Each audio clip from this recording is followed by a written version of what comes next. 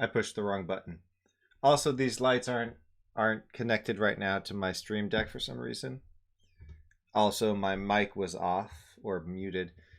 Welcome to the stream. Everything's going wrong today. The lights aren't working. They're just not turning on with the stream deck. So I didn't want to push the button. So everything's pink. I pushed the wrong button at the beginning. And then I forgot to unmute myself. But I got coffee.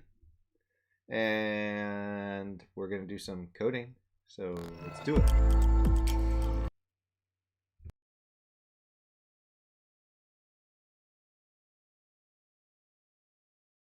All right. Welcome to the stream, everybody.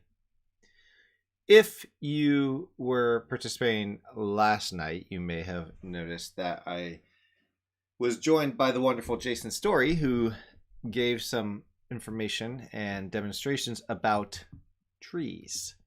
And I went away from that thinking, okay, gotta learn how to use it. I actually did a little bit, maybe 10 minutes worth of stuff at the end of the stream, afterwards, after the stream ended. And then I decided to go to bed. I really had a drink, had some cheese and fruit, and then went to bed. But I woke up and I got ready and I started doing things, and it was just confusing as all heck. And I thought to myself, man, it feels like this is actually overkill. And I mean, part of it is I was confused. I don't know. I'm not exactly sure what was going on. And the big thing was that got me was the creation of the data. In our test here, we just added the data. And this was what I was actually working on before we started this exercise. And I just couldn't figure out how to get the data in there properly. And that's a problem because without data in there, the rest of it doesn't matter. And in the process of doing the data, I was doing this build tree method, which was meant to build the tree, put the data in there. And I thought, man, the thing is, each stat and skill doesn't really need to know. All it really needs is a list of things that affect it. Yes, a tree could do that, but a simple list would do that too.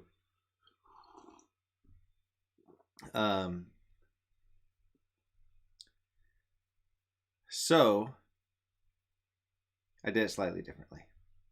I commented out the stuff I was trying to do with the trees because I got to the point where I was like, this is a lot easier if I just don't use the trees.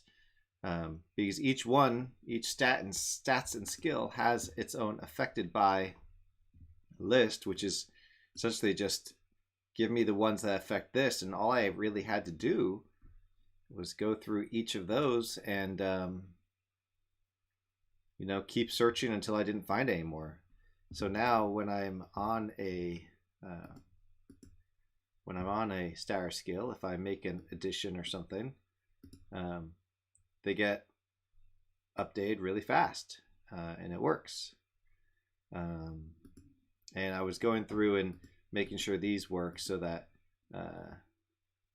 so that you can't add plate here and up here, for instance. So if I remove plate here, then I should be able to add up there, see?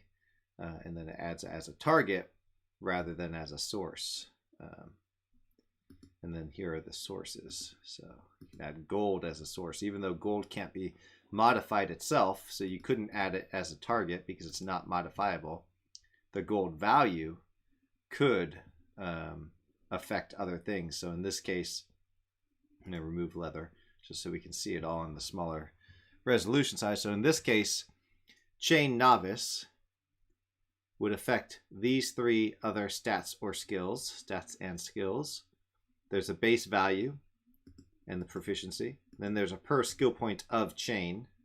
And then gold means based on the gold's final value, you can have an impact. So for instance, if I remove these, if we say that chain affects armor class, we could say that gold has a 1%, 1 point or 0.01 value for each gold. So if you have 100 gold, you'd have the value of your armor class go up by 1.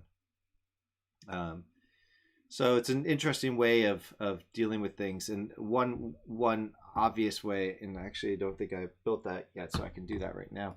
On the main stats, if I create a new one, game modules create stats and skills, I call this level. This will be, of course, you guessed it, the player's level. It can't be trained and it can be modified. And at the start, it's going to start out with 1 because they're all going to start on level 1. So you start with 1. And then if I go back to my Goldmonger skill, this is the demo I was trying to do the other night. If I say skills, Goldmonger can be trained and can be modified. Go back to the inspector. And we have to make sure this is set. I think I want to change the way this gets set because I don't like having to come over here to set it. But now for Goldmonger, we can say that's going to affect hit points max and that there's a gold source. And so your hit points max goes up by 1 for every 100 gold you have. So if you have the Goldmonger skill and you're rich, your hit points will be high. Otherwise, your hit points will not go up so much.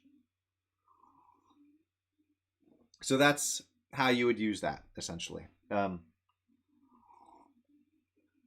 These stats and skills will do that computation for you. And then you'll be able to add a stats and skills level, which right now, novice, expert, each one of these is a level. You'll be able to add a level to really any object you want. But and then you technically would be able to see this this dialogue. And then you can also copy so that you can paste those values to these other levels if you want. Makes it easier to set them up. So maybe on expert it's 0.2 and on master 0.3. And if you're a grandmaster you get 0.4, something like that. So that's the idea there. Wasn't really sure what I was going to work on next, actually. I did stuff this morning and then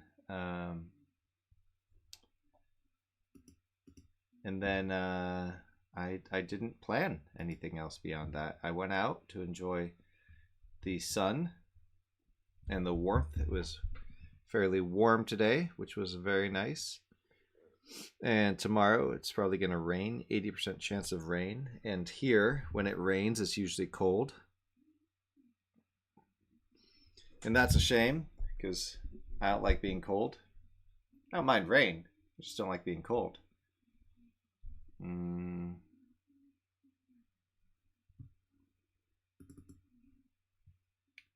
right. All right.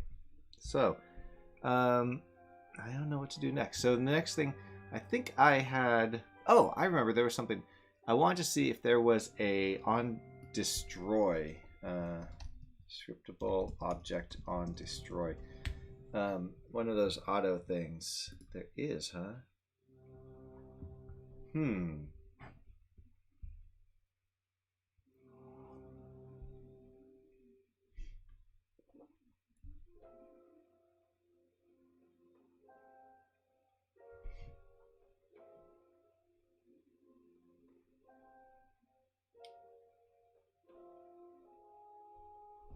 Okay. I'll tell you why I want to do this. One of the issues that a user could face is what happens when they delete a stat or skill, a stat and skill. If I have if I want to delete Goldmonger and it's attached to gold, or gold, let's say I deleted gold, it's attached to Goldmonger. Down here in the inspector, you would see a missing reference. And that's not good. And there's an example of what you'd see. Hold on, let me make this effect. If Skill Master affects Gold Master, now you see it down here. So if I destroyed Skill Master, then that would still be there. So I have a method on all these to get rid of missing ones, and it's remove missing stats and skills. But the question is, what happens if I destroy one? And I think what I need to do is test. So we're going to do a public void on destroy with that debug log. Hey, Jason. Jason, did you just get here? Did you miss my whole spiel about how I decided to not use the tree for this?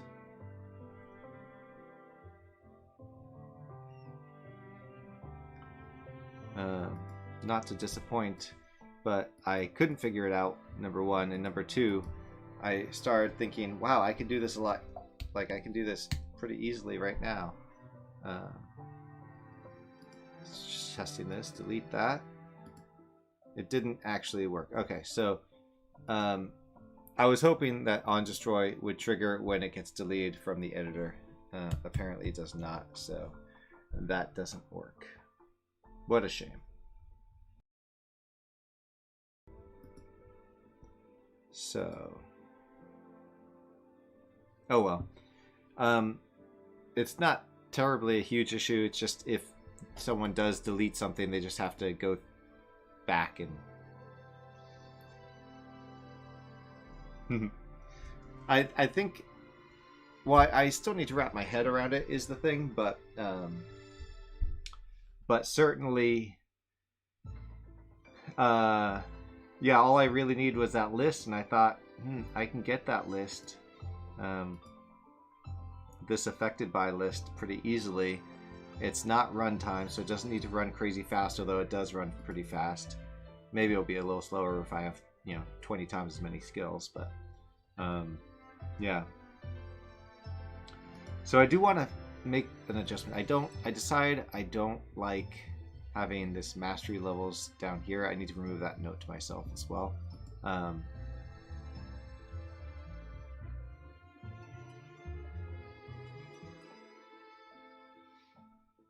Yeah. So I'm thinking out loud. I think I want to.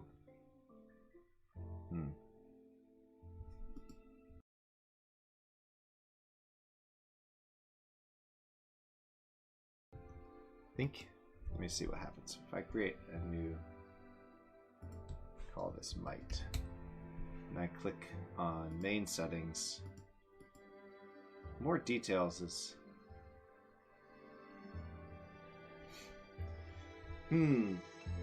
so if I don't have mastery, because this one doesn't have mastery because it's not something that can be trained. It can be modified, but it can't be trained. It could be trained, and I would have mastery, and I would say no mastery has been assigned. This is where I want to add the thing. So let me just test it with this one, and then we'll remove it. So let's see. This drawer. I have, Jason, been using the drawers a lot, though. So.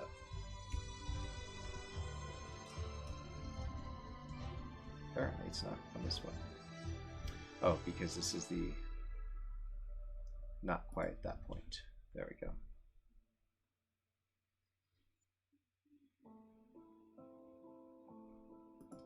So really, I want to get this over there.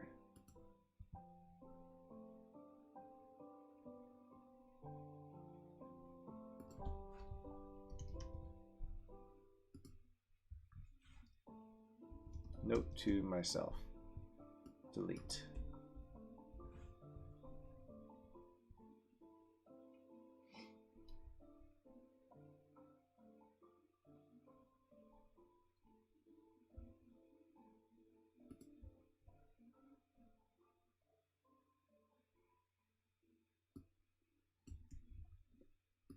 So I will put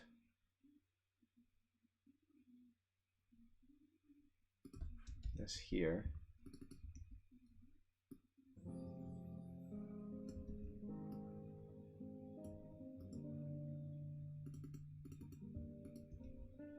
I'll say if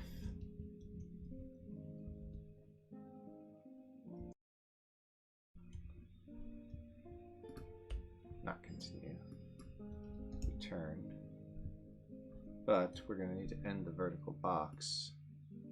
Oh no, because we start down there. Okay, and then this part I can comment out.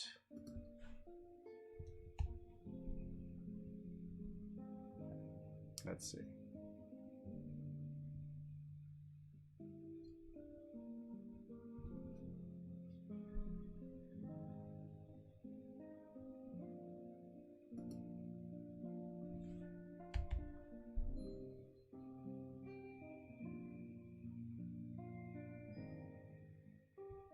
All right. So I'll take this one from here.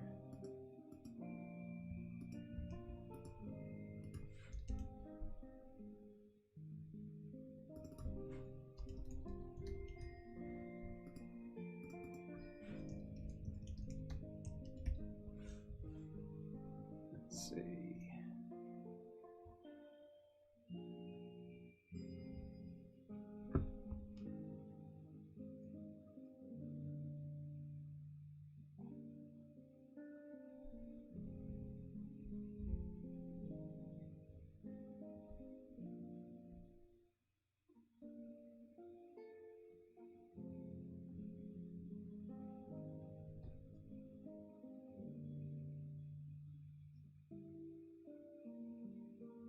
Is this what I want to do? I think it's what I want to do. I'll just do it and then change it if I don't want to do it later. If I was wrong about this as being what I wanted to do. Let's see. Alright. So we're getting all the mastery levels, getting the stats and skills of this type.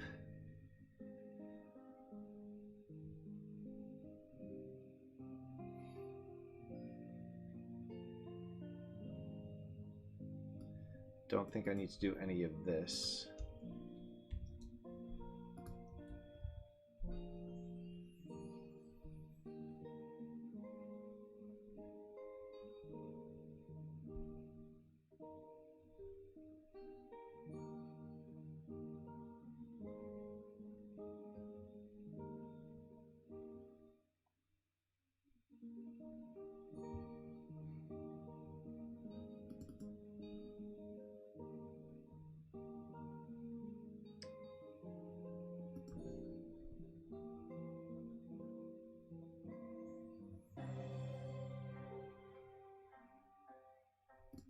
What is this do?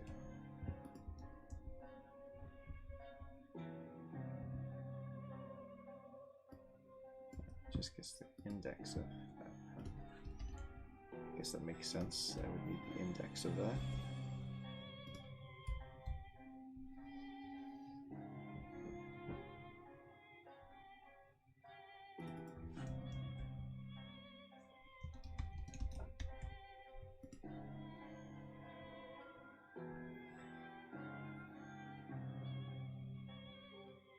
So this basically says if there are no mastery levels, we'll return -1 and then get out of this as well. And then start row to index. It's current index. The current index is pop up. Okay. What is this? Do checks.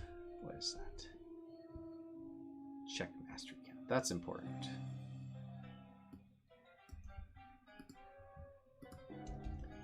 To make sure that they all have it.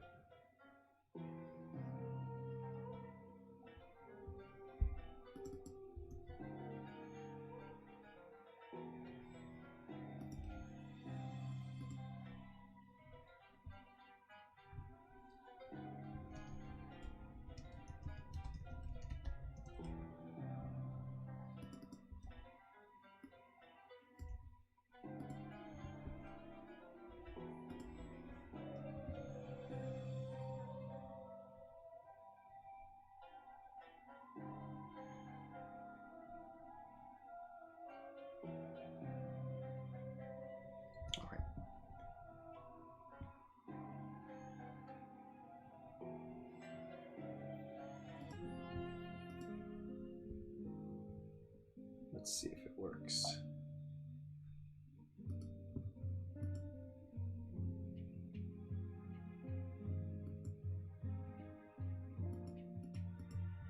Doesn't seem to work.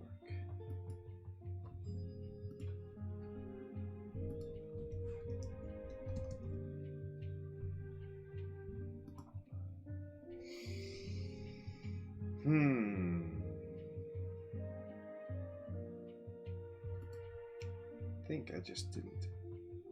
Oh, why isn't it showing selection pop up?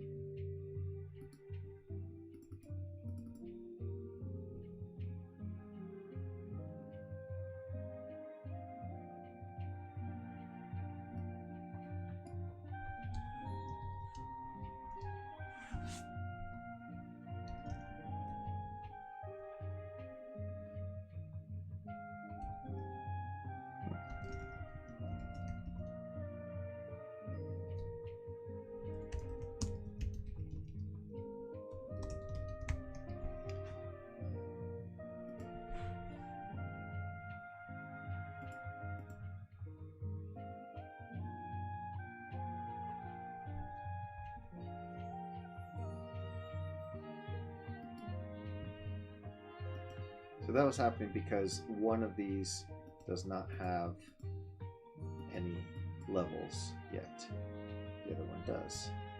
But I was expecting it to show more if there was levels there.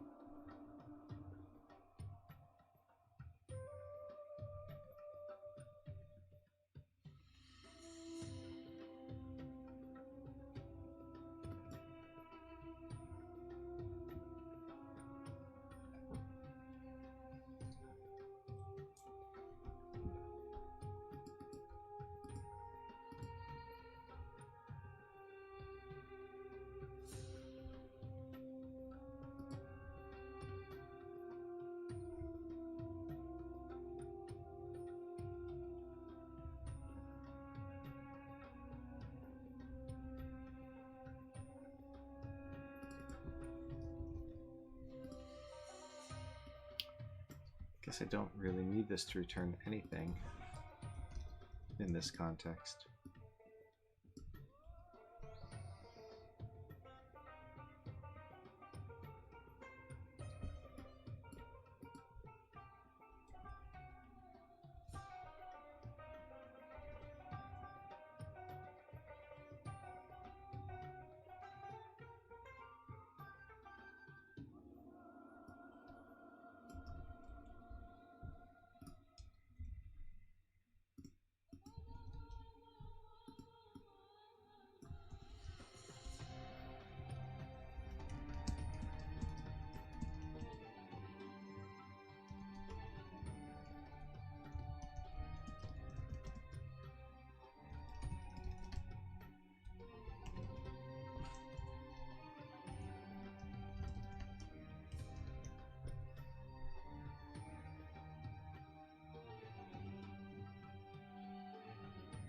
All right, there we go.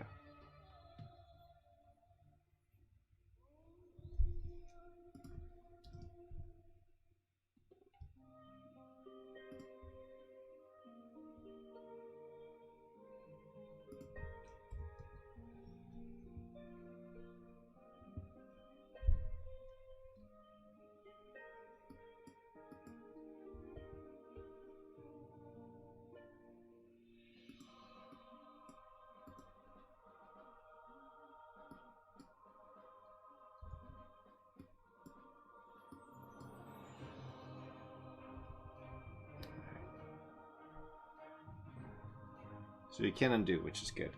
It's important for this.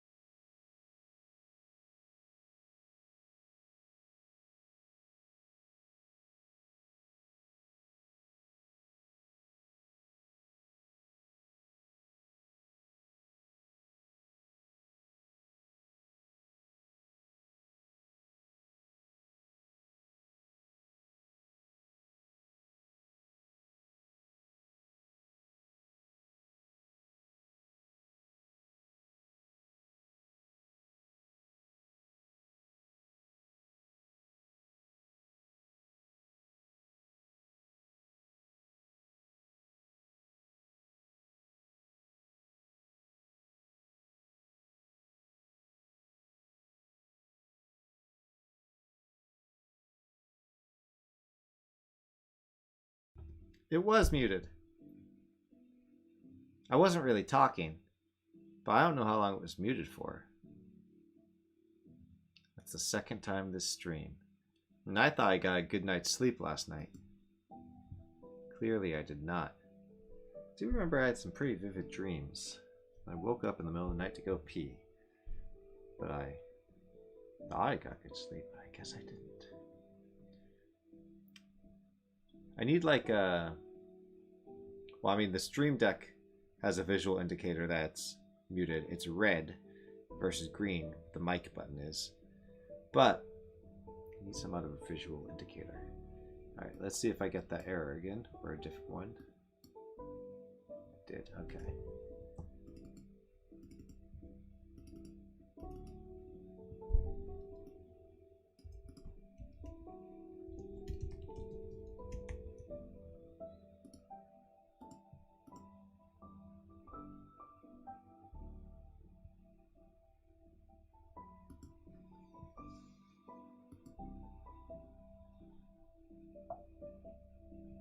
Okay, let's try that again. So switch to Alt, back to main. Good. Now, good. These didn't change because there's still 3.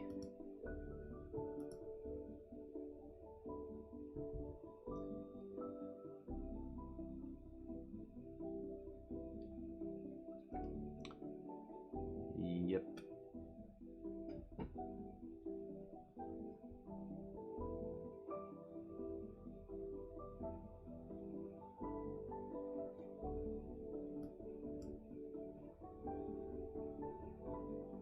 Okay.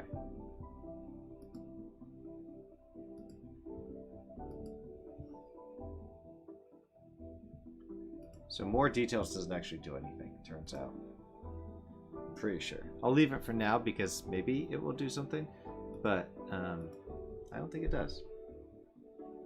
I should compare it to the old version just to see. I'm not missing anything.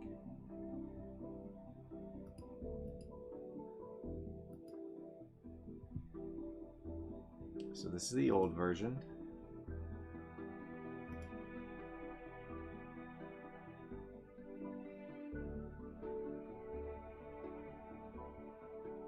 Okay.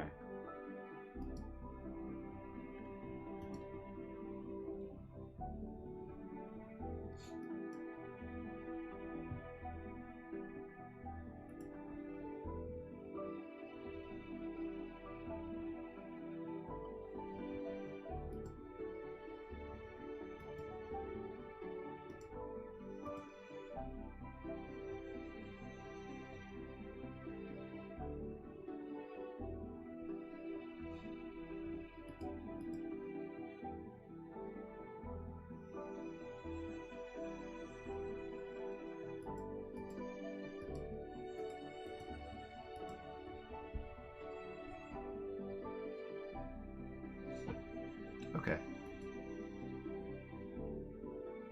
Need to update that for the dictionaries.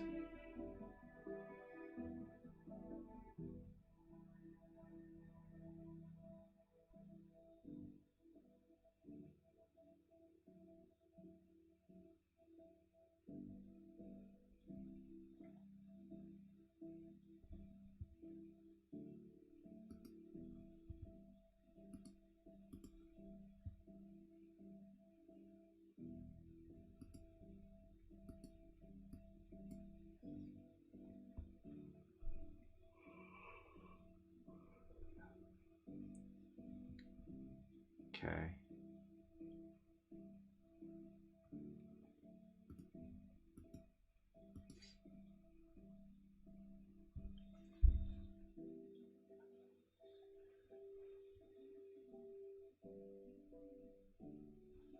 All right, let me implement this.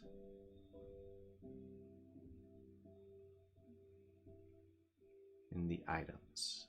See if that can be done now.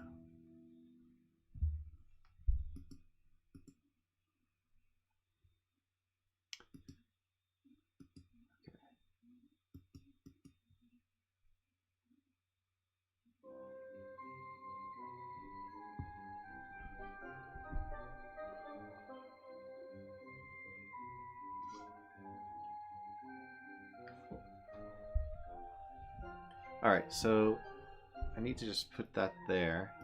And to do that, it should be fairly straightforward. Item, object editor, stats and skills.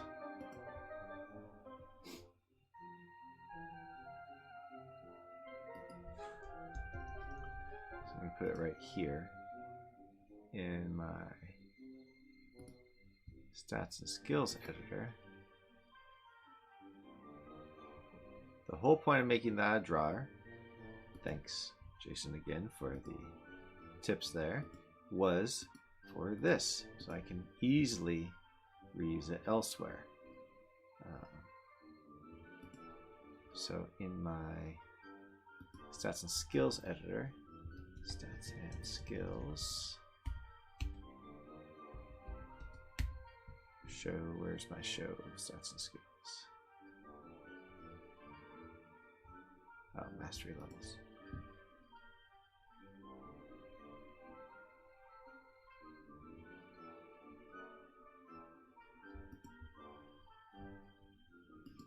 There we go. Just need to copy this over and put in a few other bits and pieces like this.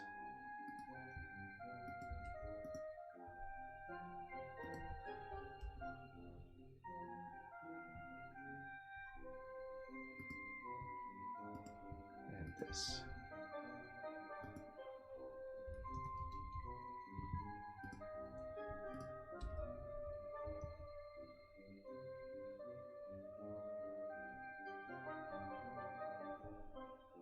And this.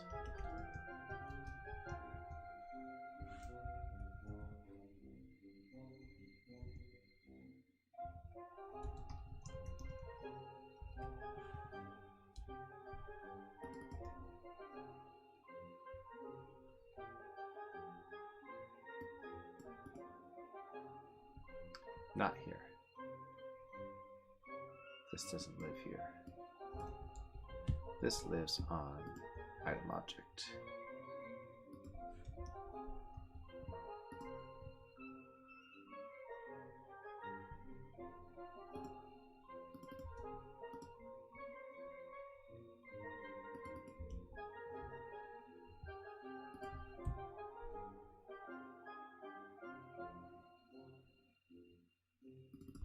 And this goes null.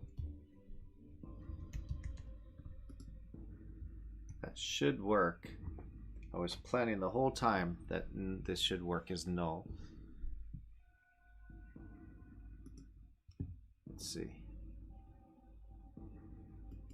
Go to my weapon, dagger.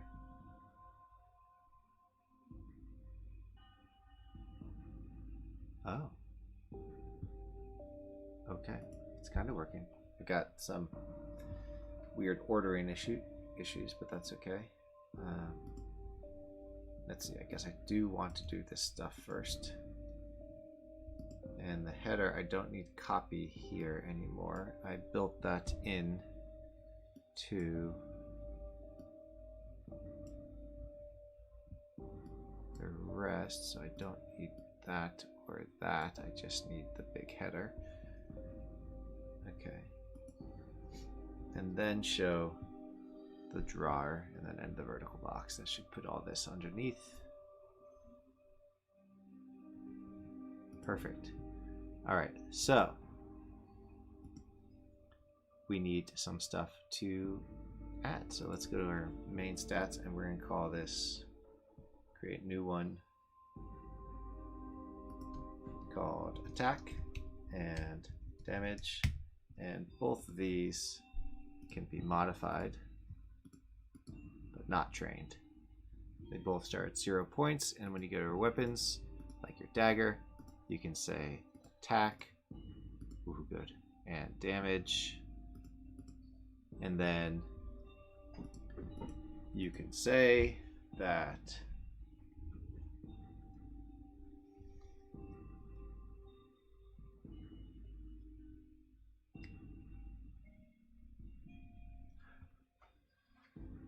base value. Let's say your attack is 1 damage. Actually, no, for dagger, maybe attacks 3, damage 2.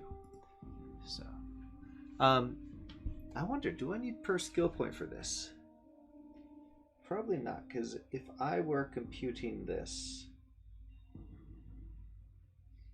it would be per skill point in what? In the weapons, the skill required for dagger? But if that were the case, you would just do this. And do, well, dagger's a weapon skill. It's not here yet, but you would just choose the weapon skill from here. So I think if per skill point should only show up if skill point is not null. The whole I can pass null in means there's no skill object, stats and skill object. It means this is attached to something that is not stats and skill. Per skill point on the drawer editor, this should only show up if this object is not null. So if this object is not equal to null, then do that.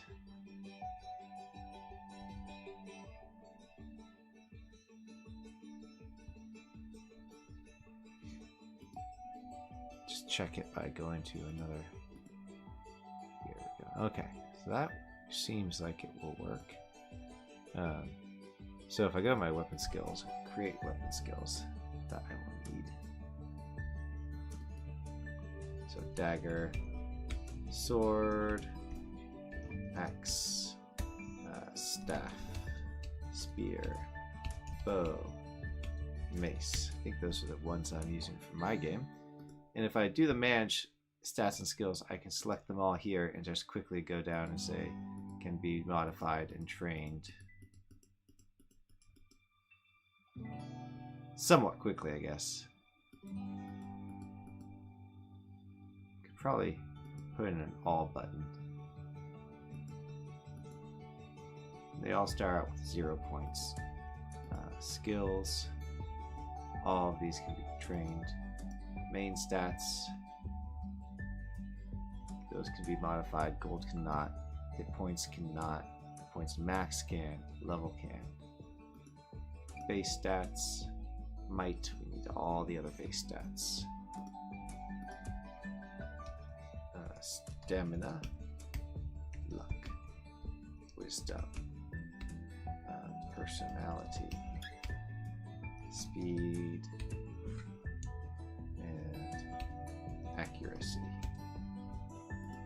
Now, none of these names changed because you have to actually select them to get their names changed. Now their names changed. None of them can be trained, all of them can be modified. And they all start with 11 points.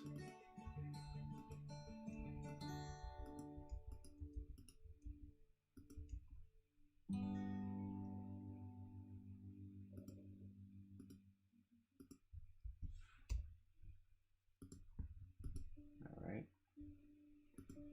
Armor skills. All can be trained, all can be modified.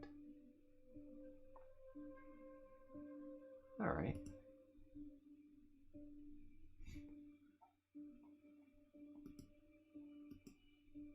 And magic skills.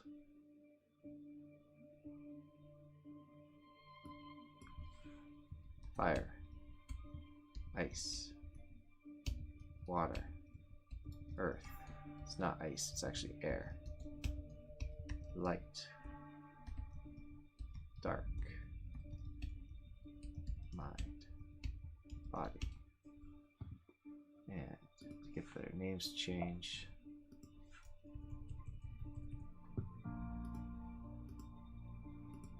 Magic skills can all be trained and modified as well.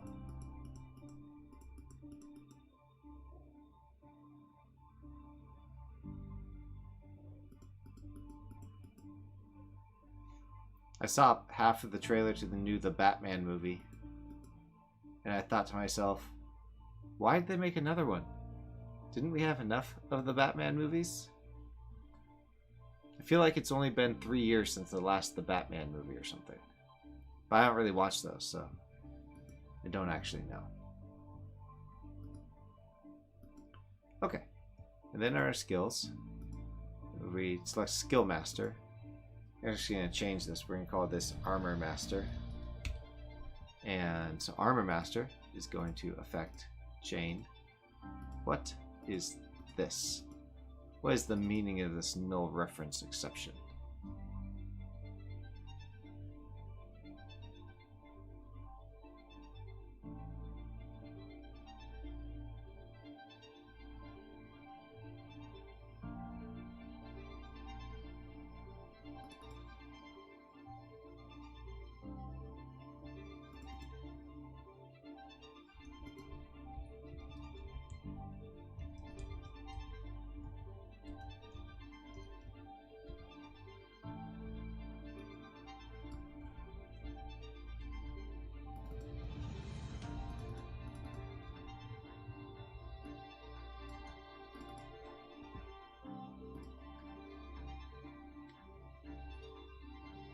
I'm not sure if I'll be able to duplicate that null reference exception.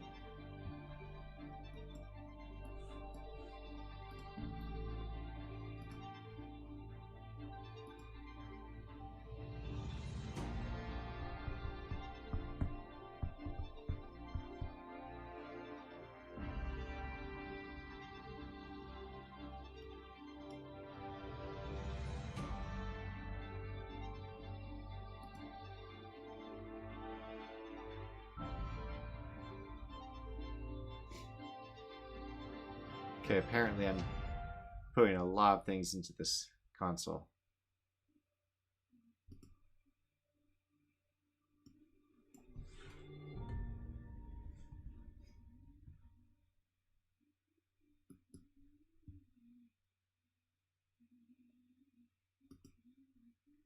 Alright, well, let's just go with it for now. Leather, plate, shield, and novice.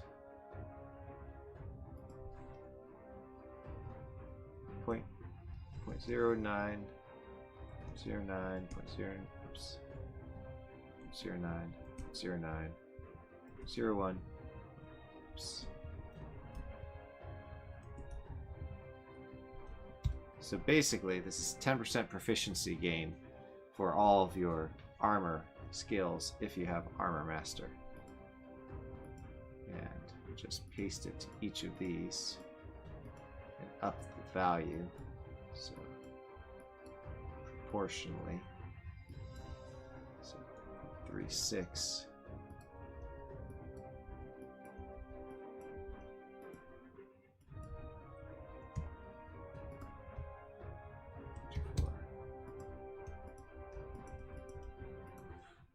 And 0.03.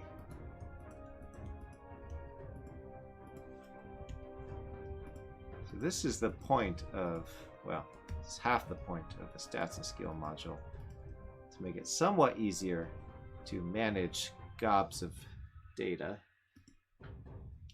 Bodybuilding will affect hit points max. Similar. 0.1 and 0.01. 0.09. 10% at novice level.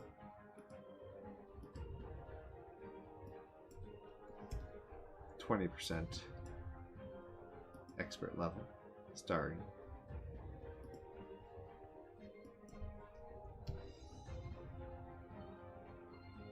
Okay, putting the wrong number in the other one.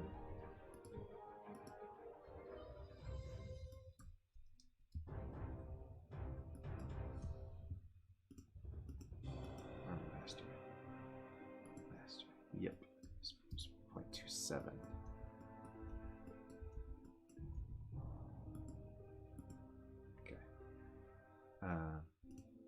Now I'm going to duplicate this and do Weapons Master. And I bet you can guess where I'm going with this.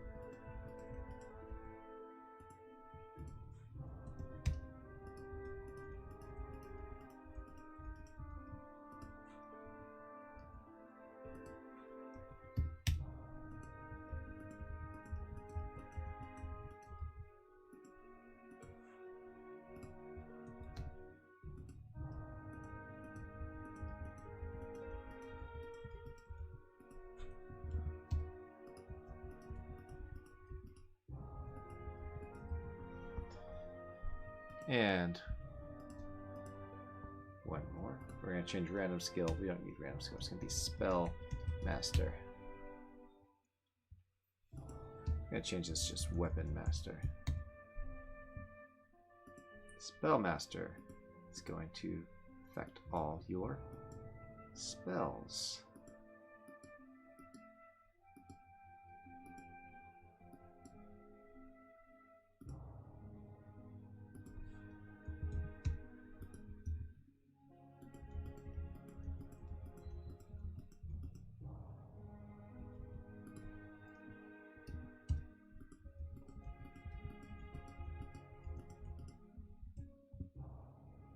Whoops.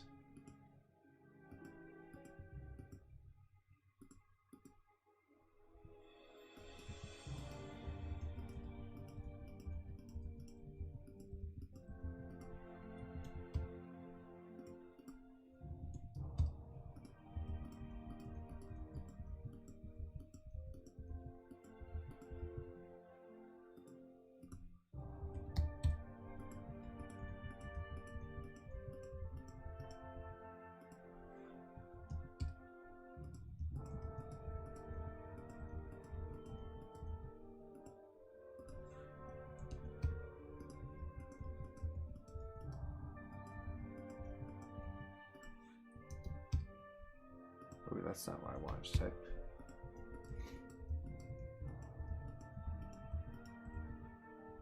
Alright. And Goldmonger I don't actually want, so I'm going to delete it.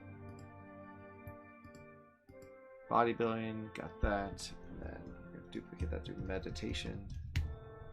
Meditation is going to affect magic points max, which we don't have yet. Magic points max and magic points. Magic points cannot be modified though.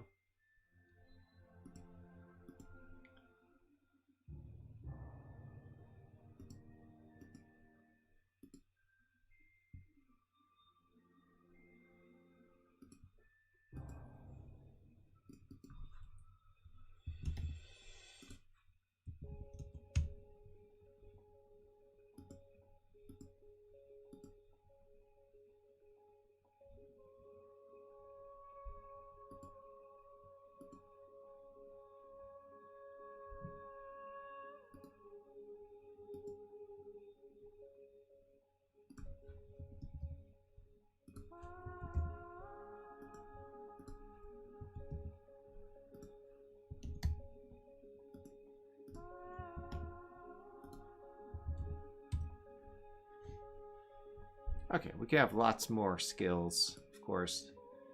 Lots more weapon skills. These don't actually do any modifications. Neither do these. I should probably remove this. Interesting.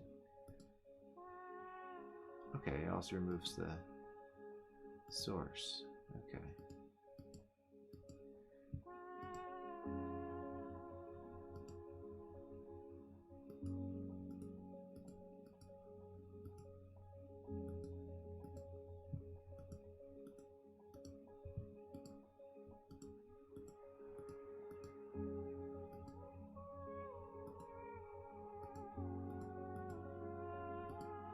Okay.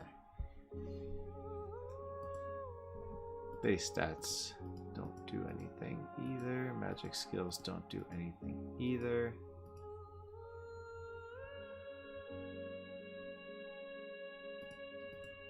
Alright.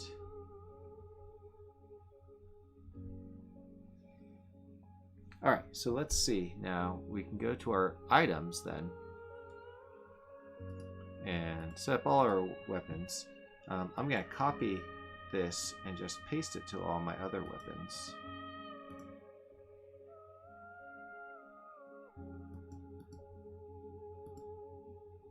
Oh. Interesting. This should not happen. Null source and attack.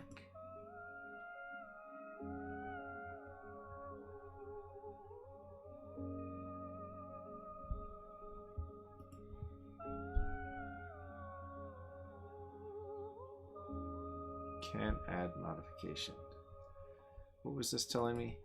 Null source and attack. So mod.source.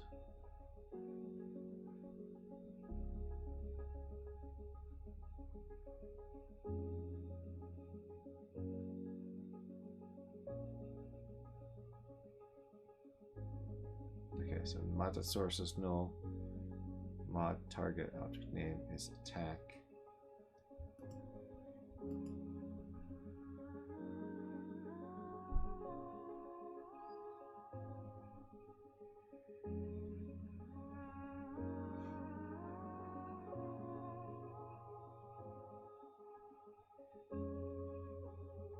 Ah, so the source is null because it's the base value.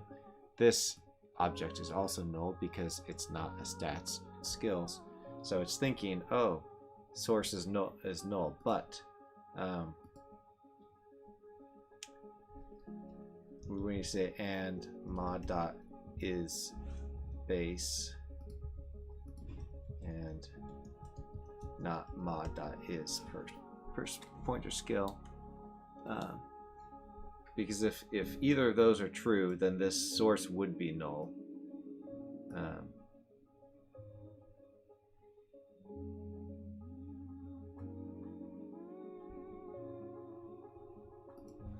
And then we can do another check if mod source is not, source is not equals to null. Mod dot source not equal to null. And mod.source equals this object. I guess that would be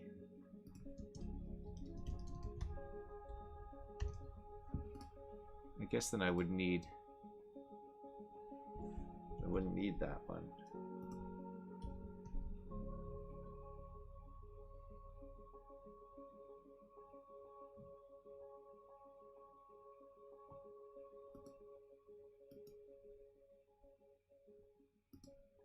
Copy. Okay.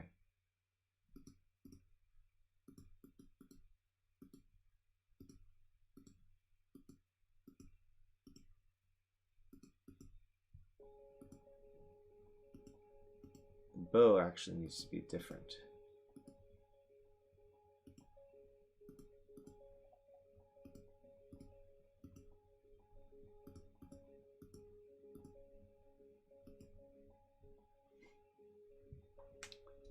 Back here we have our attack and damage, but we also have our shoot and our range damage.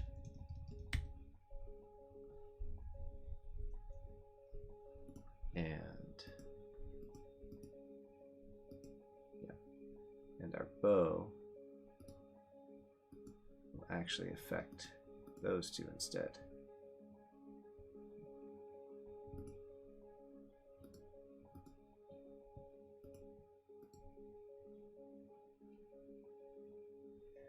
Name that properly.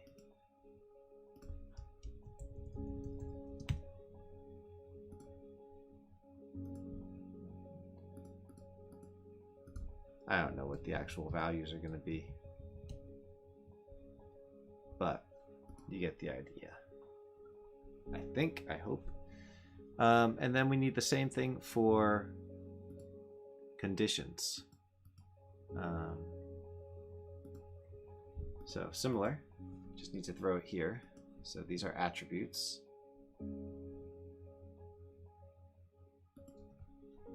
Item attribute editor.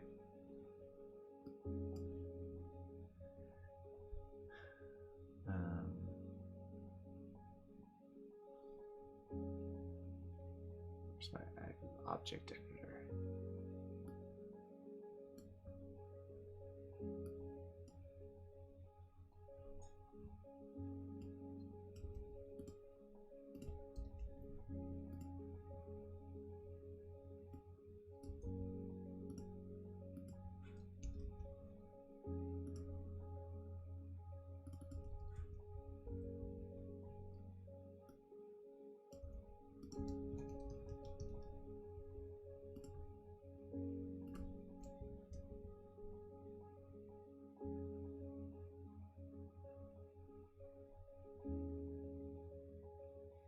I don't use this object.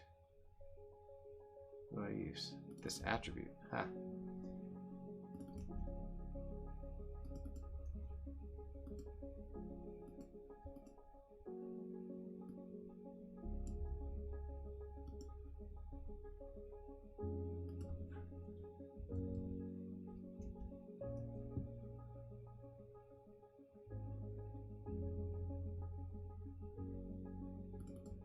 Oh yeah, put it in the wrong spot. Again.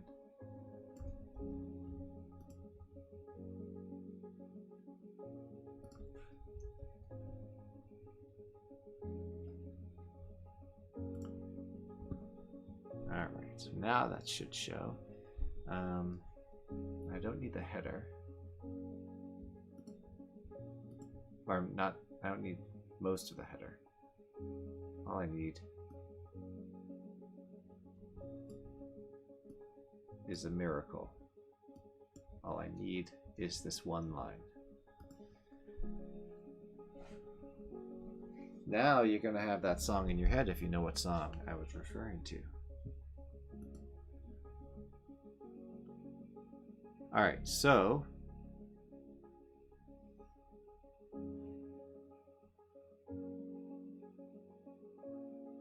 this is where we can get into some interesting stuff too. If we look at the condition and the weapons, for instance, in pristine condition, if we look at our stats and skills, we can say that our damage will be a little bit higher. So 10% bump to damage proficiency. Now in my game, proficiency means, like, let's say you've got damage of 10, just to make it easy, and your proficiency is 110%. That means when you roll 10 damage, you'll end up rolling a second time, and you can roll up to 11 damage. Like if 10's your official max, then you'll roll it and you can actually get up to 11 now. It doesn't mean you will, it just means you can. And then if you're lucky, you'll roll it twice. That's what I meant to say. So if your proficiency is 110, hey, you know it, Corey. You know it. Reminds me of the roller skating rink. So your new max is 110% of your old max. And if you're lucky, you will roll twice and get the higher of the two. So that's how those all play together. So just because it's a 10% boost doesn't mean you're always going to get 10% more. It just means you can get up to 10% more. So for pristine, we'd have that, which is cool. And then good, we'll paste that and we'll just make it 0. Damaged, negative 0.1. And broken, we'll do negative 0.4, and beyond repair, negative 0.8.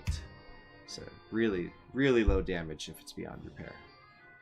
And then the other thing you can do, you would imagine that a weapon in pristine condition would be worth more, right? So what is the value of a weapon? And that's where dictionaries come into play. So if I go into my dictionaries on the weapons, oh, I already have value. Cool. We've got value there.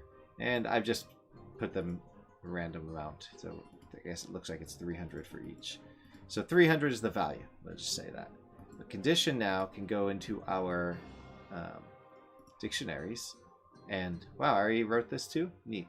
I was planning ahead. Value mod is a float. And need to go up. I don't need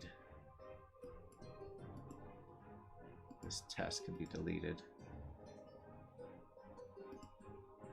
So can that. Okay. So value mod for pristine, you say 1.5, let's say. In good condition, and maybe that's too high. Let's do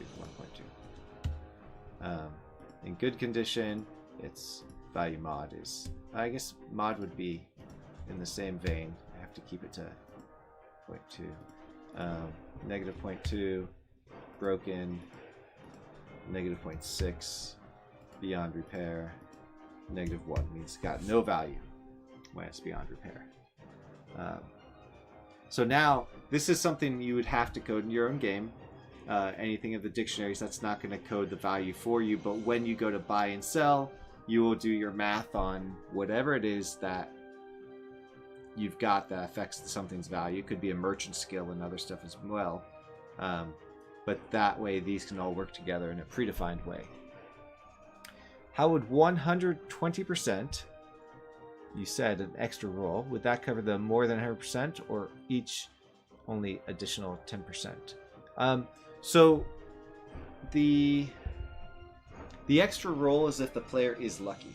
And I don't know if you were on the stream a couple weeks ago where I was working out like the party is lucky. I was working on a thing that affects whether the party is lucky. But if the player is lucky, essentially it says the player is lucky when any roll happens, the player's luck gets checked, and their luck value is usually going to be relatively low, under 20. And if, you know, the random 1 to 100 is underneath their luck value, wherever their luck value ends up being, then that means they're lucky. So that means instead of 1 roll, they'll get 2 rolls, and they'll get the better of the 2. So if our proficiency is 0.2, which essentially means 120% of otherwise max value, then they'll roll once, and they could get anywhere from the minimum to 120% of the maximum. And then they'll roll a second time, and they'll get the maximum between those two. So it could still be that they end up with, you know, a bad roll twice, and even though they're lucky, they still end up with a low score, but it just increases the chance that they'll end up with a better score, and with the proficiency, it increases the chance that they'll end up with something much higher than they would have gotten without more proficiency. And that also helps with, like, you know, classes that, let's say some class can't wield a weapon with quite as much proficiency. Like a dwarf. Maybe a dwarf can't handle a spear with as much proficiency because they're short, it's tall, so they can handle a spear, but it's going to be at, say, 50% proficiency. So if a human would get, you know, 5d4, so up to 20 points of damage, the dwarf would get 5d4 times the proficiency, and it would be less, essentially. Yeah, something like that. Hi, by the way, Fate Magician. I don't think I've seen you here before. Welcome to the stream. Glad you're here. So in Legend of the Stones, not necessarily. However, I think it's an interesting idea if some weapons had that. So let's say we had a weapon, and we can go through what that might look like. Let's say we had a weapon, and we're going to call this a Giant's Axe. Let's say the Giant's Axe can do a critical strike. We'll put here in our dictionary. Would it be a dictionary? You have 2 ways of doing it, actually. You could make it a dictionary, and if you go to your item objects and your dictionaries, you could add critical strike. Oops, not class. We want that in weapons. And then we will expose... I mean, you can expose a couple things. You can expose the bool and the float for this. And then here we can say, oh, Giant's Axe can do a critical strike, and there's a 20% chance of it. Now, then you would code this however you want. I don't know what critical strike... Oh, well, good to meet you. I'm glad you came over from Jason's stream. I don't know what critical strike means for your game. I think for my game, maybe it would add 50% damage. I don't know what that would do exactly. But in this world, you know, maybe this has a 20% chance of critical strike. That's one way of doing it. The other way of doing it is, let's say that everything can give a critical strike, if that's the case, then you might want to do it as a stat. Now, this could be a hidden stat. There's probably a lot of stats that you could make that aren't necessarily visible to the player. So you could do critical strike here and make it so that it can be modified, but it can't be trained. Starts at 0, and then some things, if we go back to our weapon, Giant's Axe, instead of in the dictionaries, you could add it to the critical strike, and you can add, say, a 20 here, and maybe that works out to a roll where 20 out of 100, 20% chance of getting a critical strike. And you could even go even further. Let's say you have of destruction. This is, we already have it. You could add critical strike here too, and maybe add 10. So now if you were to have a Giant's Axe of Destruction, those would add up together, and you would get a total critical strike of 30. You could go even further, of course, and you could say that all barbarians have a critical strike as well. If you are barbarian, then you have a 5% chance of a critical strike every single time. And maybe you could even say, okay, well, mages, they're weak, so no matter, even if they're wielding a really great weapon, their critical strike chance goes down by 20%. So even if they're wielding that Giant's Axe, they can't do a critical strike. So you could do a lot of stuff like that. There's lots of ways of doing it, and how you do it is probably up to your game.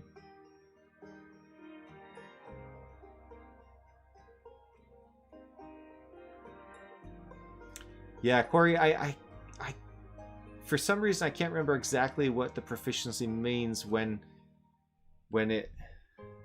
So different contexts for Legend of the Stones.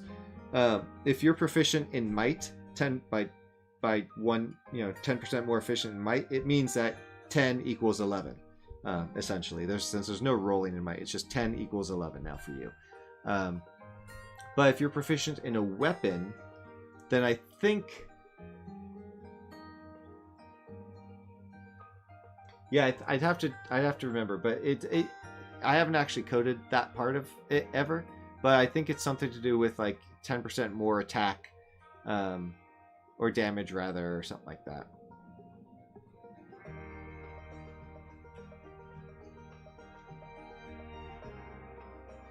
Yeah, I guess you could, and Fate Magician, to that point of getting lucky and then get a critical strike, you could get lucky, and maybe your chance of getting a critical strike has a luck roll itself, and if you're lucky, then you get 2 chances to roll that critical strike. And thanks, I'm glad you like it. That's the whole point, because I started doing this when I started up again on Legend of the Stones last late winter, and I quickly realized that managing this amount of data and the connections between them is not easy. I mean, it's a challenge, and also all these other things, like things that I don't even know I'm going to want, like critical strike, right? That's a cool idea, and for me, I think it makes barbarians cooler if they have a 5% chance of a critical strike, and stuff like that. But I didn't think about that until you mentioned it. So honestly, that's like the type of thing that I might not have even thought about until 8 months into development, and all of a sudden, like, that's a really cool idea. I need to add it. And now I could relatively easily add it without modifying all the other stuff. So that's the idea there. It's neat to see this all working together there. Now, the other thing that is interesting, so dictionaries are a use it however you feel like using it sort of thing. It's the catch-all, oh, you want to do something that I didn't plan for, or that's outside of the scope of the system, then use a dictionary, and you can code it yourself. You can store the data, you can access the data, and you can get it yourself. What is interesting, though, is that you can add stats and skills as a dictionary. So what does that look like? I'm trying to think of a use case here. Okay, here's a use case. We have our classes, mage, and on this one, I'm going to have a dictionary called Magic Spell Source. Or Magic Points Source. And we're going to expose... What are we going to expose here? A stats and skill. Now I'm going to get rid of the learned stats and skill because that's not actually needed. And then I'm also going to add in a bool. And that's just for me. And then I'm going to add in can use magic. And make this a bool. Alright, close that. So now our mage can use magic, and I have to update this, but they're going to be able to choose a stats and skill. Our cleric can use magic, and they're going to choose a different stats and skill. And the reason why I have a bool up here is because in my game, the druid and the scout are going to be able to use magic, but their magic source comes from both personality and wisdom, whereas the mage comes from wisdom and the cleric comes from personality. And so this bool is going to indicate to me that their magic source comes from both, and they won't have a stats and skill.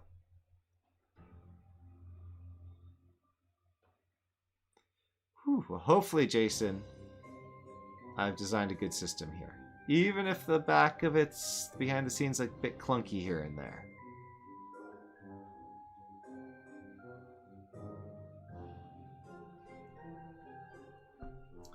And even though I did have to do a big code rewrite because you gave me some good ideas.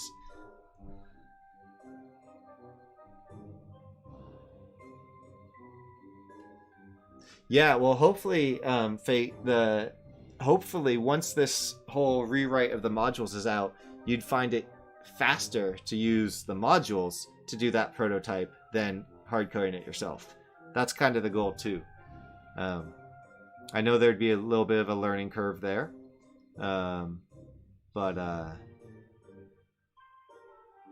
yeah, hopefully. Be right back. I'm thirsty. I need to get some water.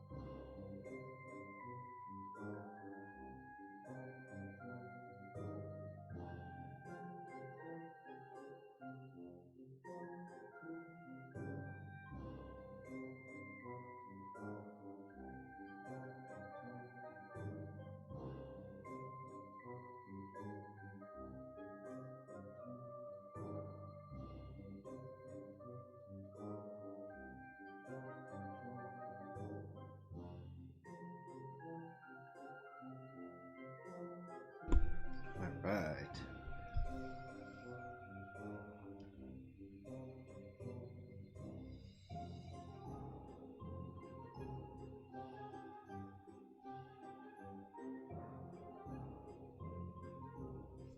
Thanks. And yes, good architecture from the start. Obviously I know much less than Jason and Jason do, but I'm learning, and really, I mean, I think Jason and also other Jason have said this in the past. Good architecture is cool, yes, but if it's just a small project and you're just trying to get something that works, if it works, doesn't really matter what's behind the scene. The good architecture is there for when you're working with other people, for when you're going to come back to it months later and not remember what you were doing, for projects that are going to grow in size. If you know your project's never going to grow in size, you know, you're doing a hackathon, like a weekend 24-hour game jam thing, you don't have time to build, you know, the best back-end system because you just need to get the game done in 24 hours. But so there's a time and a place, and most of the time and most of the place, good architecture matters. That's my takeaway, at least. All right, so let's update this so that we can select stats and skills. I do a similar thing with sprites and item objects too. Actually, item objects. So let's have a look. So this is going to be the dictionary drawer, and update this. No, not there.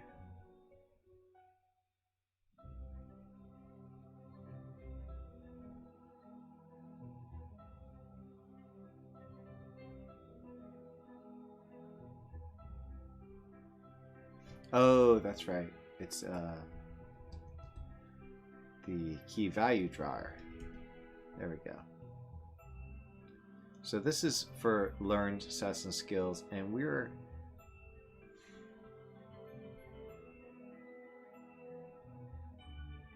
so the reason why I had learned stats and skills was just to narrow down the list, but I don't think I need. I mean, I don't know. It's convenient, but it changes your code because now you have to say value learned or learned stats and skills value versus just stats and skills value. And so it's kind of, it's convenient in one way, but less convenient in another way. So I think I'm going to remove it.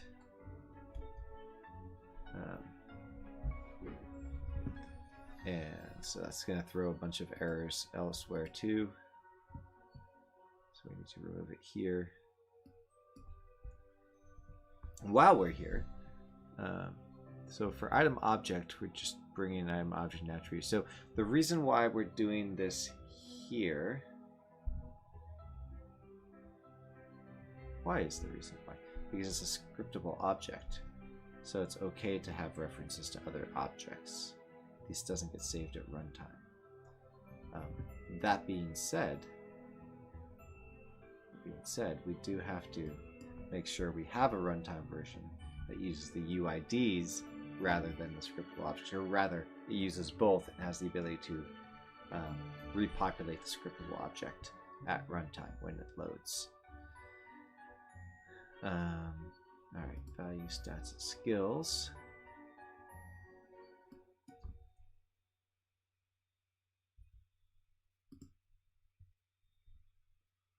Okay. Could I just delete? Okay, I can delete all three of those. At this point, remove these. Okay. So I have the UID already here. And my guess is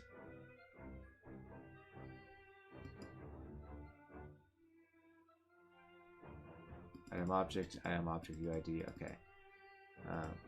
My guess is that when I populate this, this gets auto-populated too. But let's find out.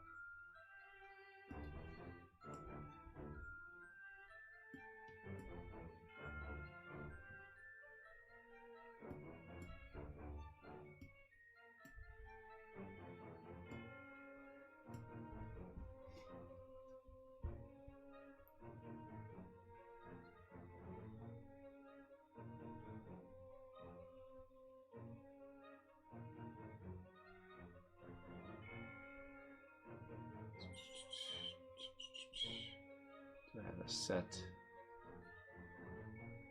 set stat and skills. Here we go.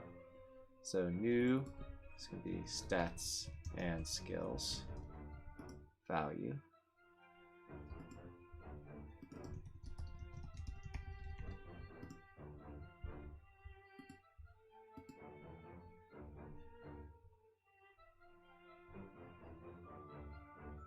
ID. Perfect. Now, where do we do this? Draw item object. Probably just...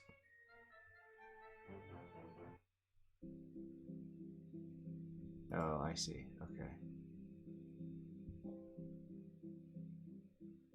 So content, go to this, and value stats, skills.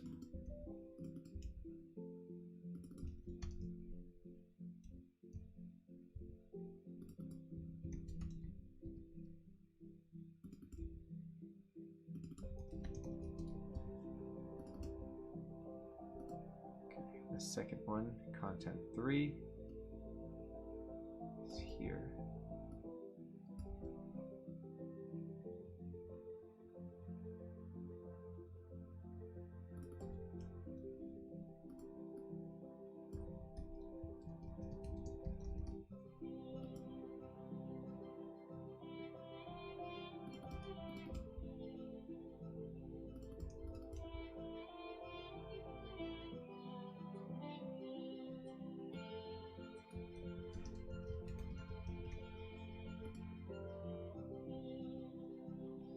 After content 3.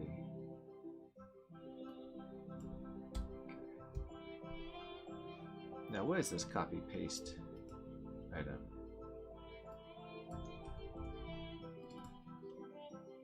Oh, please be and skills. Get copy paste stats and skills.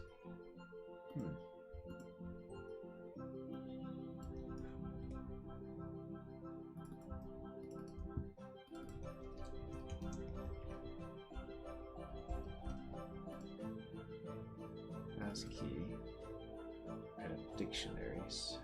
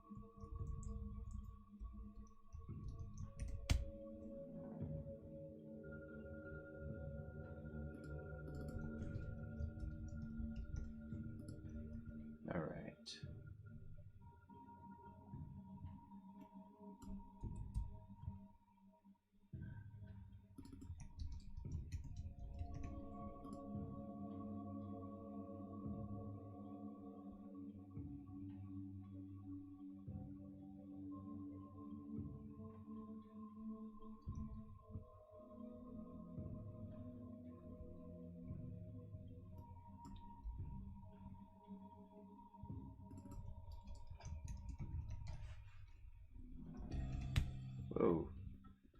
Squaze skills.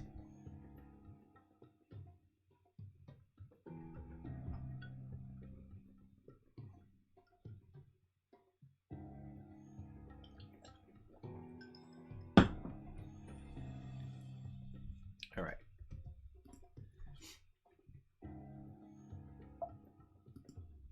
Oh, still some errors. Let's see.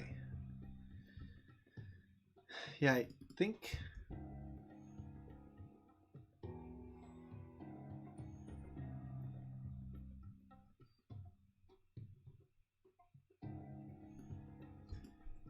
we don't actually use that for something.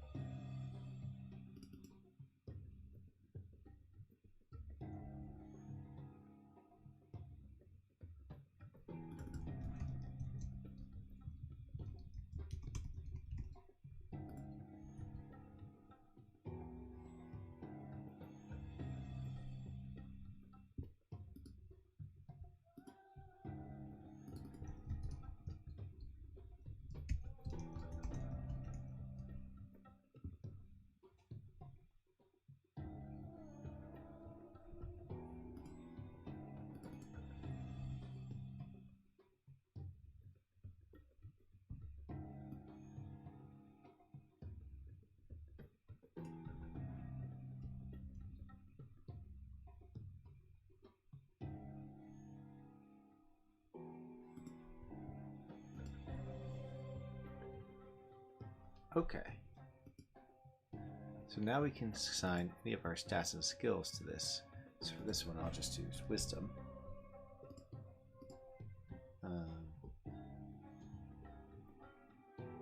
Yeah.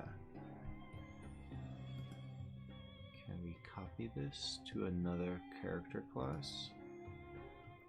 Like the Archer? Can. Nice.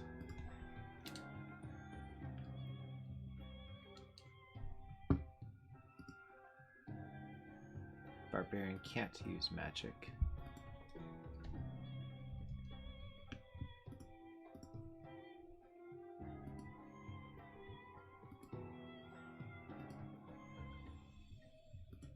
Knight cannot use magic.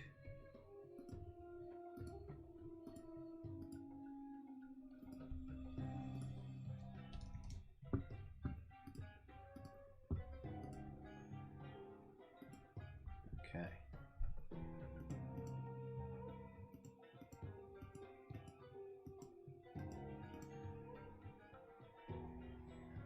Hey.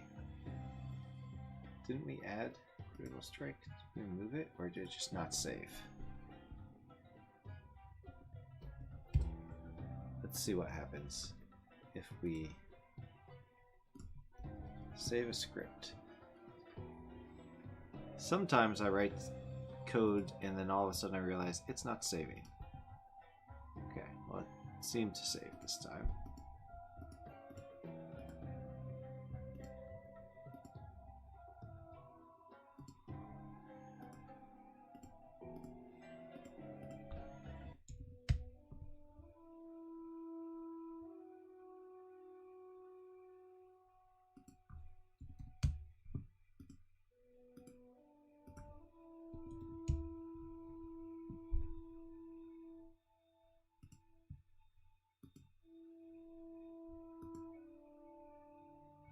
Okay.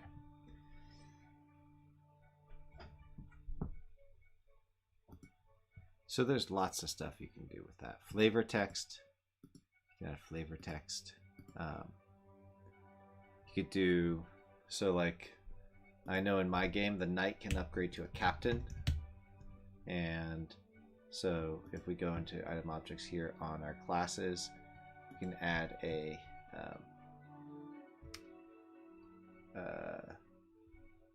what would be the class before I guess, upgrades from. And then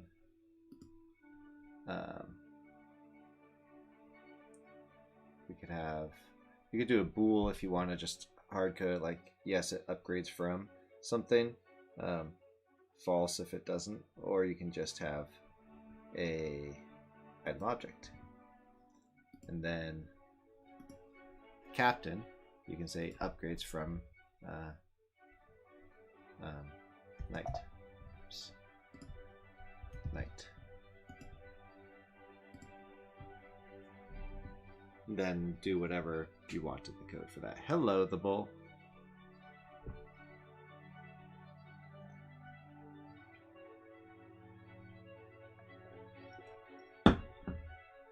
And that would do some tricks.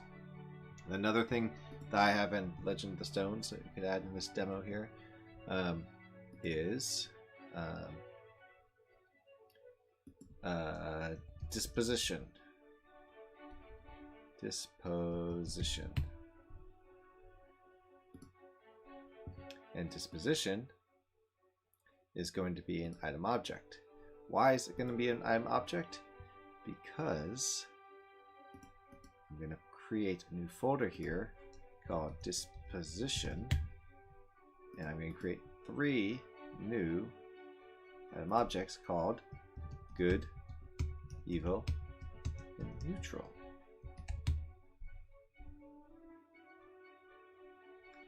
And then our classes can all be something like that. So the captain can upgrade to a dark knight and dark knight, so it comes from captain, and it can use magic, wisdom,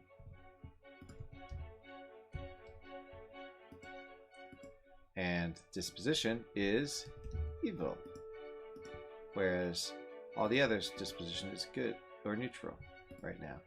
Can we edit multiple? I'm not sure. No. How do you enable that?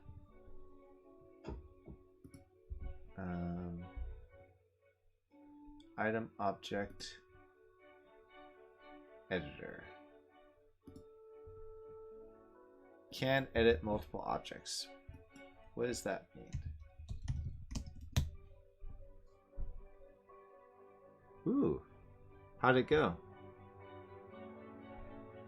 Nice. Is that a week-long jam?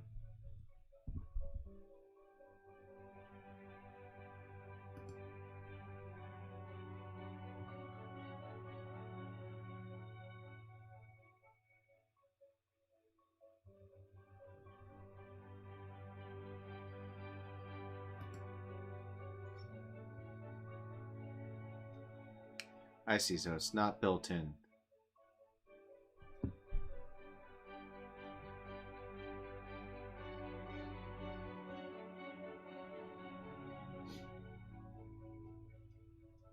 Oh, it does it?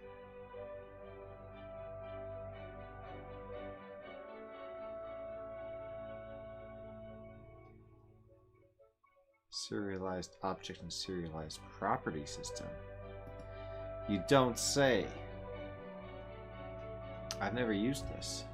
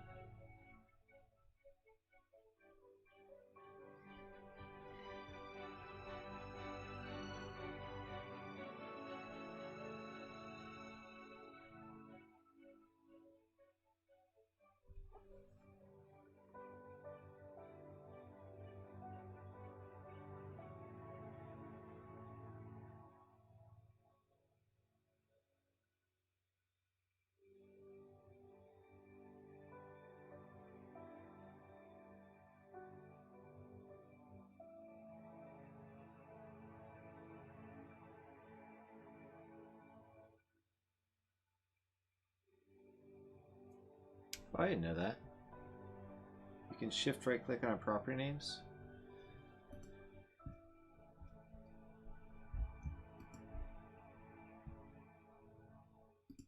So that would be, I guess, on other things.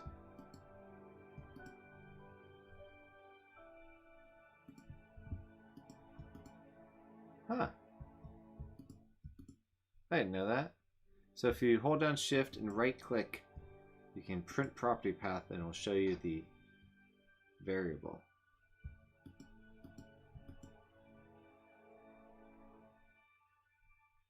Interesting.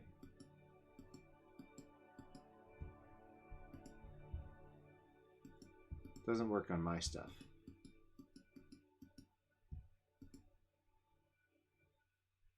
Interesting.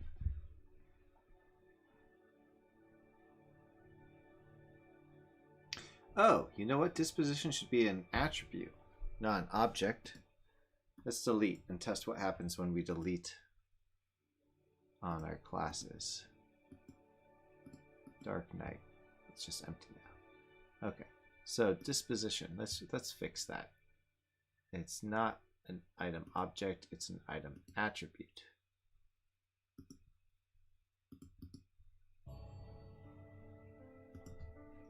Disposition. Because anything can be good, neutral, and evil, maybe.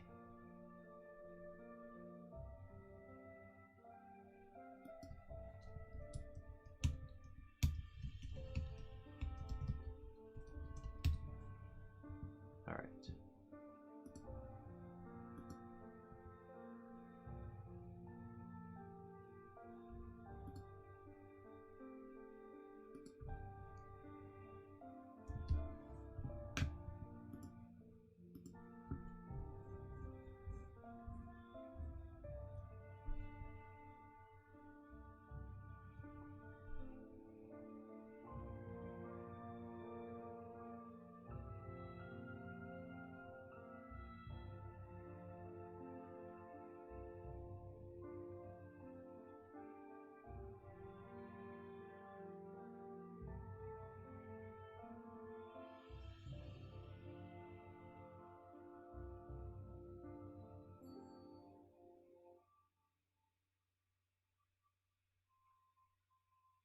Ah.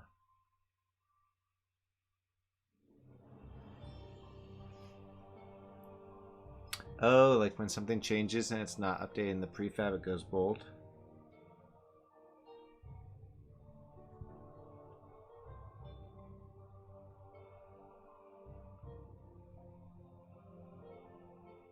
So now I don't actually need disposition, by the way, for those following along here. I don't need disposition here because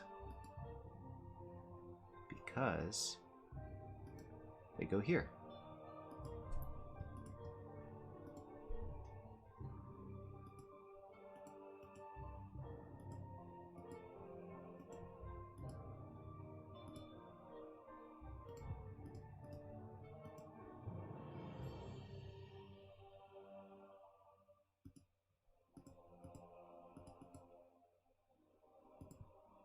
That.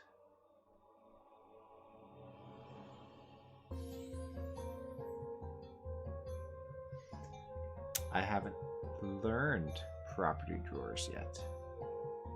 Every time I've looked at property drawers, my brain gets very confused.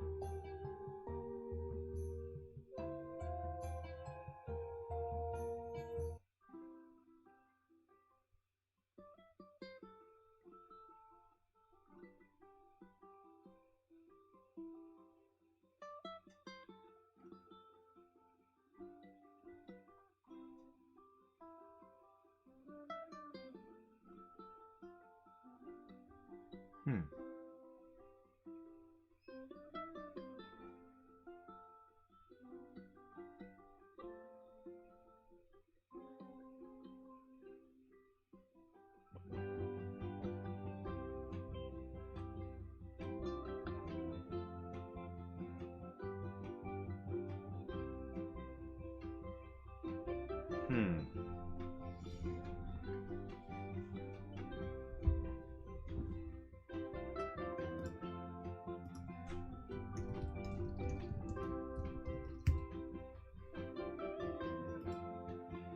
You know what's funny? Until this instant, or maybe 15 seconds ago, I always thought this as drawer, like a wardrobe drawer, a closet drawer, a drawer in the chest you pull out and put your socks in, not drawer. And I've specifically been saying drawer out loud when I'm doing the streams working with my drawers because I kept hearing drawer, drawer, drawer, you know.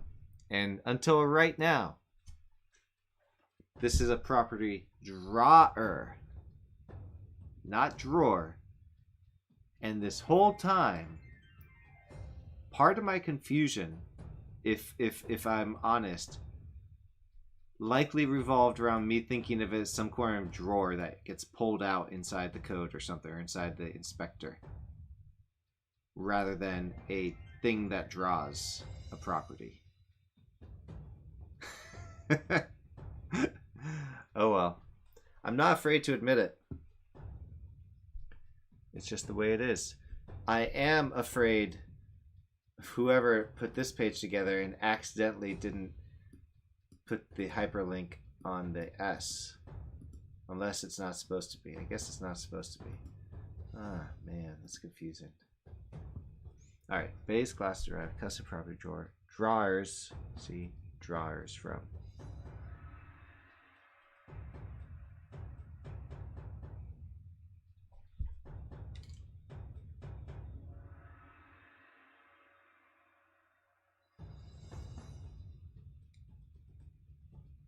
Well, you're part of the problem then.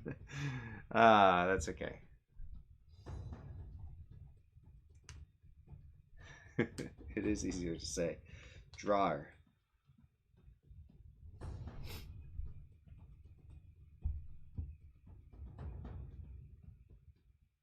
They're spelt the same though, right? A sock drawer is the same spelling as a drawer.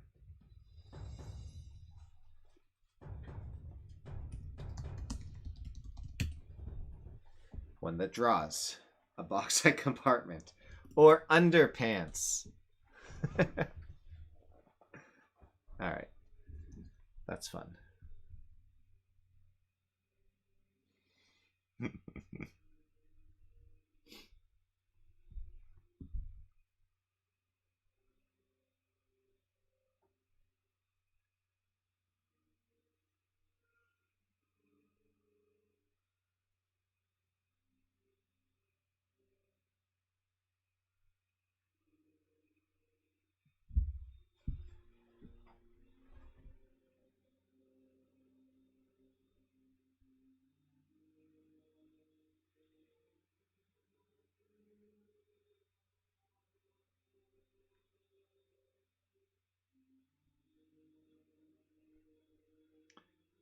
Okay, I'm glad I'm not the only one.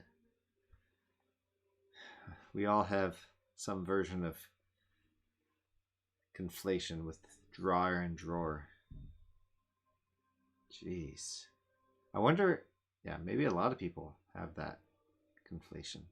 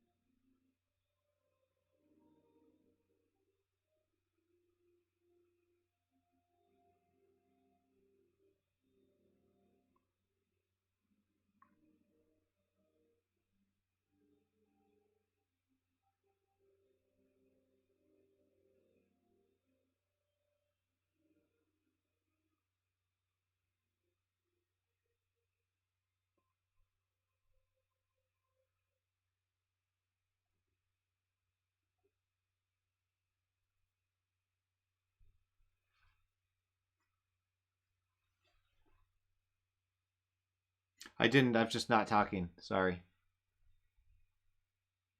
I was reading and taking it all in.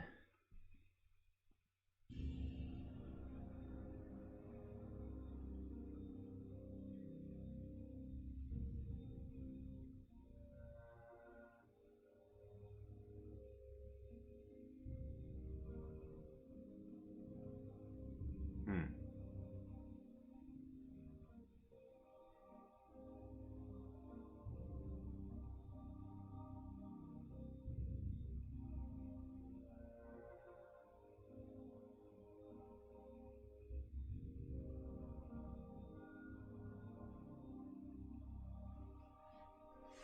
Does this mean that if I wanted to change my key value drawer, would I do something like this? Can I do that? Is that even a thing? No, I guess not.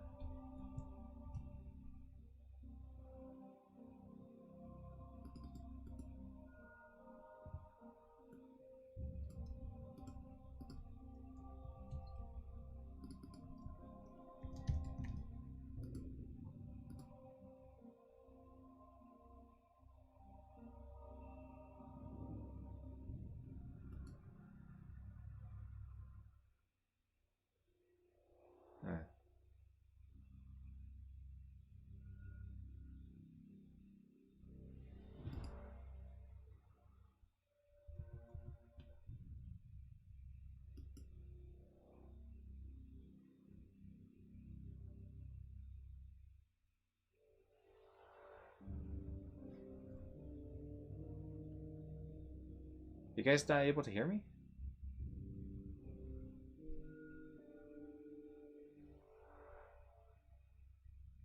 And Corey, now you're the one throwing out 80s references. I just want to point that out.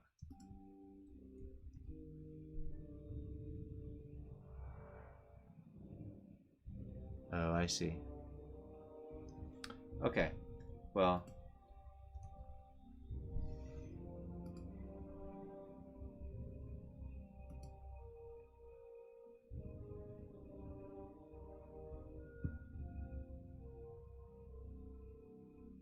I want to move dictionaries after stats and skills. Dictionaries always comes last.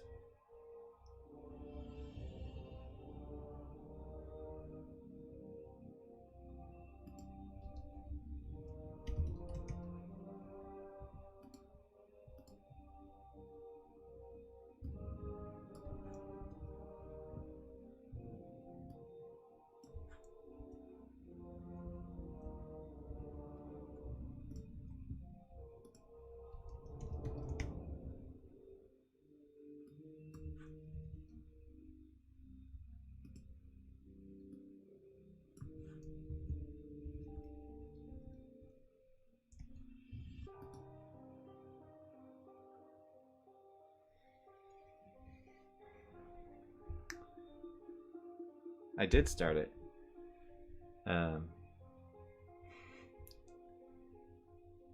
But one could say we didn't start this. It was always burning since the world's been turning. But I think that was 90s. Was that early 90s or late 80s? We didn't start the fire. I don't remember.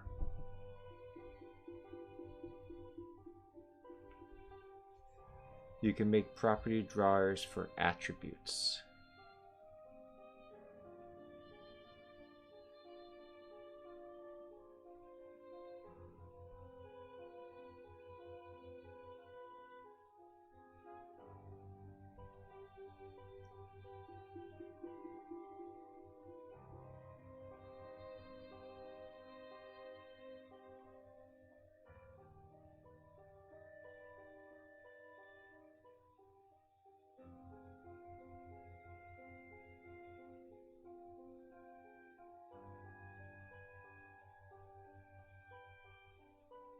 Ah, Scott, of course you know all the 80s music, Scott. Hi, Scott, by the way.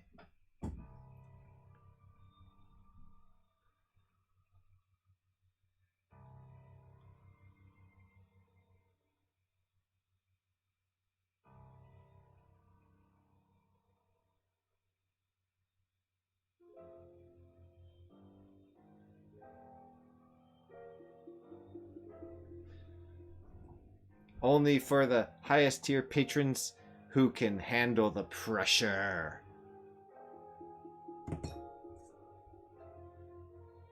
And it must be live.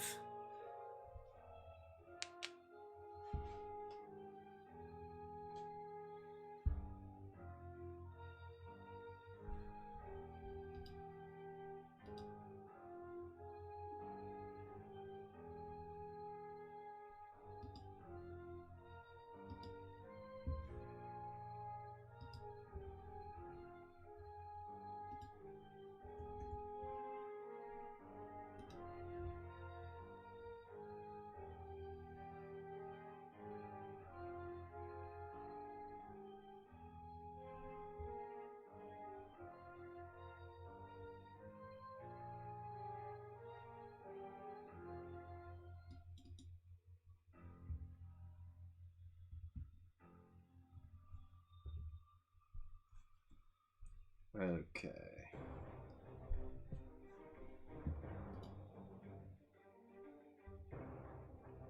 Yeah, Billy Joel is Billy Joel's good for singing in the car when you're by yourself or with other people.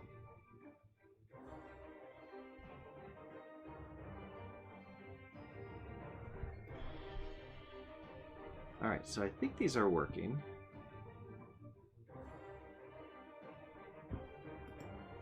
I do kind of think though that these shouldn't all be open at the same time. Because as I'm going through, I keep realizing that I don't want them all open at the same time. So I think I'm going to make it so they can't be all opened at the same time. Did that with other stuff, so I should probably be able to do it with this just fine too. Let's see. Buttons. Show buttons.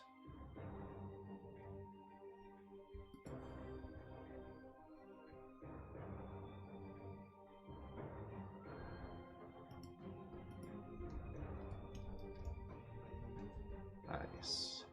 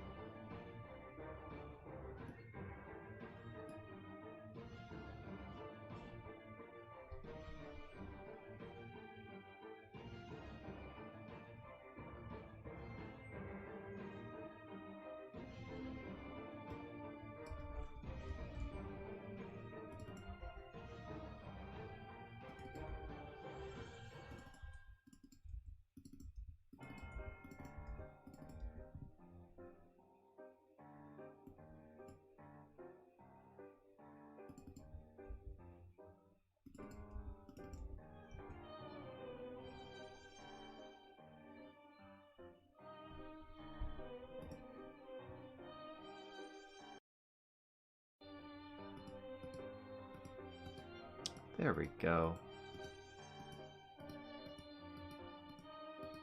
Huh, that's weird. Ah, because of the... Okay, that's fine. And let's look at the... Let's do the same here.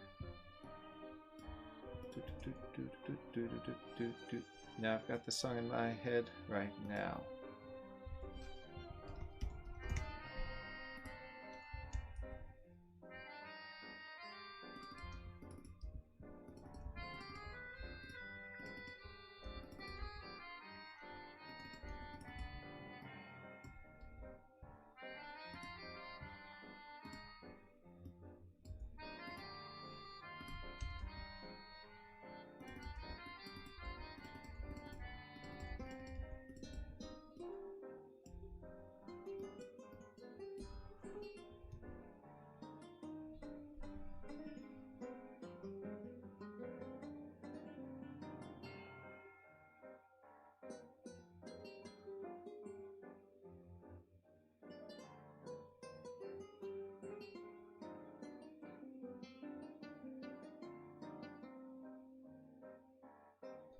Nice to have you here, Charlie.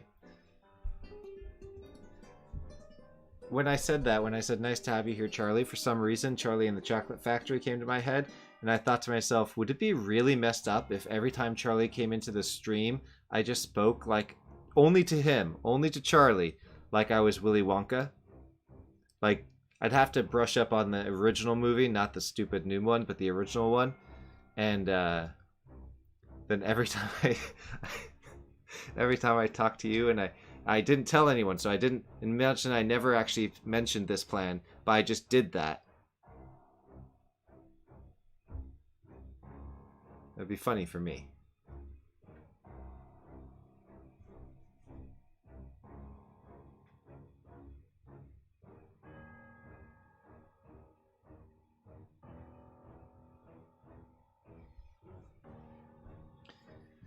For me, what's exciting about being taught new things is that most of the time I don't know those things exist. And so it's there's just so much to learn when you don't know anything, especially as we get to the more advanced stuff, that there you don't realize what you don't know, you know? The things you don't know what you don't know. The Donald Rumsfeld quote. The golden ticket. You know, there's always the opportunity to throw in references to pop culture in Legend of the Stones. There's no reason there can't be a golden ticket given out by somebody, and then if you give it to a random NPC named Charlie, he runs away yelling, "I have a golden ticket," and then you get like 1,000 experience points.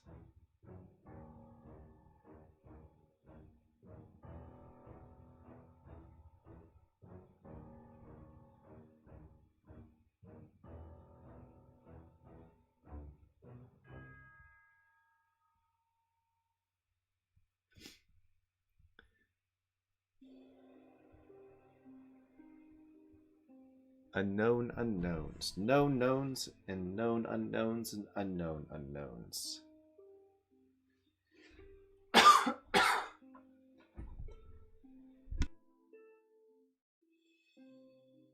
And unknown knowns.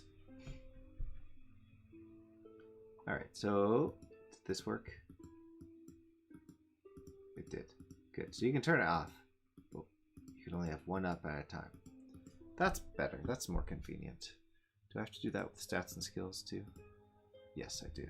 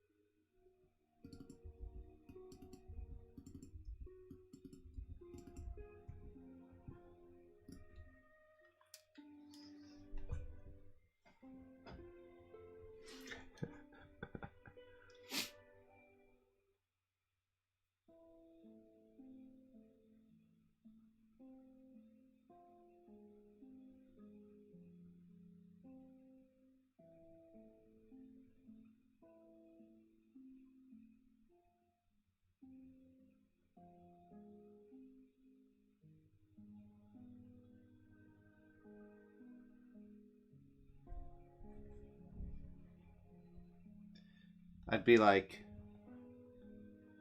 Charlie, do you want to push this button? I've never pushed this button before.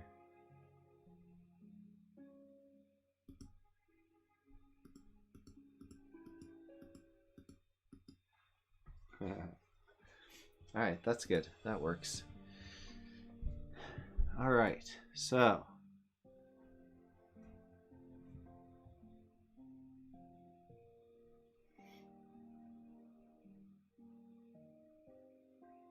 barring any unforeseen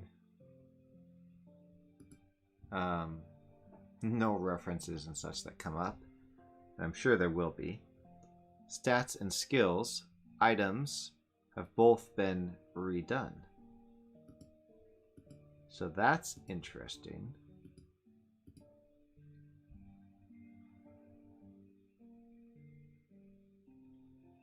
Next step would be, I don't think game time needs to be redone. Game time's just very simple. Game time's exceedingly simple, in fact. I think the next one would be inventory, invoices, and then finally loot, which is where I was working on when this all started. For those of you who have followed along for the last few weeks. Let's see, does voices need any updates? Whoops.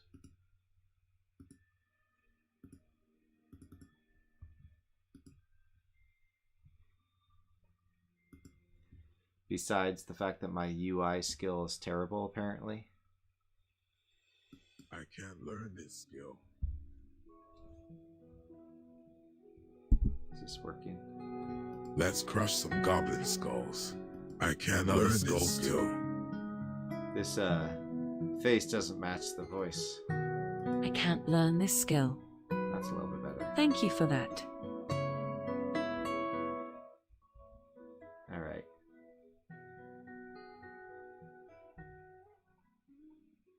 I did not, Tech Dave. I explained it in more detail earlier, but I'll go through the brief version. The brief version was, one, I didn't understand it as much as I needed to understand it. It wasn't clicking. The whole sleep on it trick didn't work. In the morning, after looking at it, I was still confused, and then I realized that I knew exactly how to do what I wanted to do otherwise. And so I just did that. It works perfectly fine. It's fast. And I think I'm going to have to save the tree thing for something else. I also think that maybe I didn't need the full tree system for that. It would have worked just fine if my understanding is correct, but yeah. So I don't know why this is... I think it's because I'm on a lower resolution because of the stream.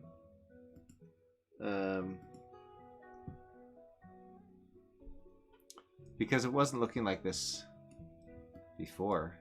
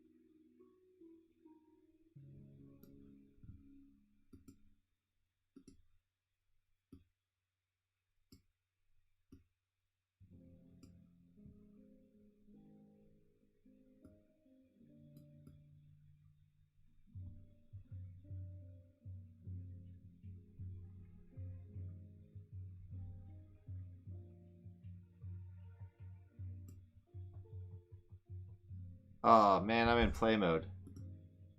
Damn it. Ah.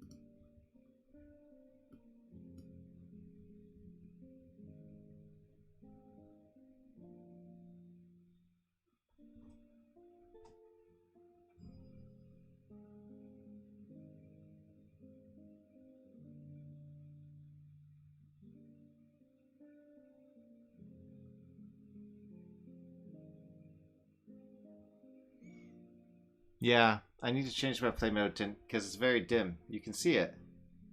It's just clearly too dim. Oh look, I need to change those too.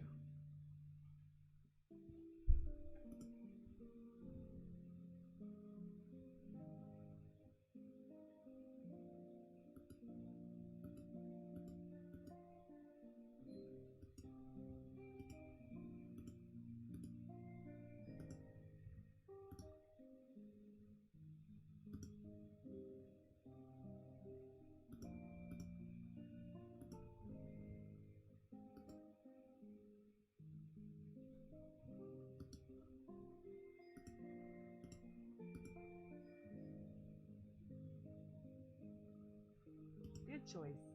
Good choice. We will win the day. We will win the day. Well, it's probably better than it was before. I'll have to try this again when my screen resolution is not tiny. Where is that?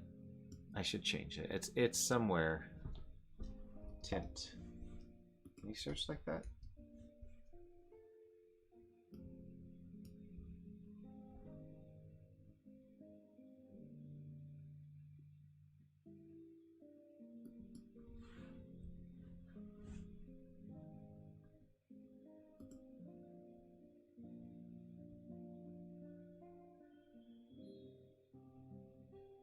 Play mode tint.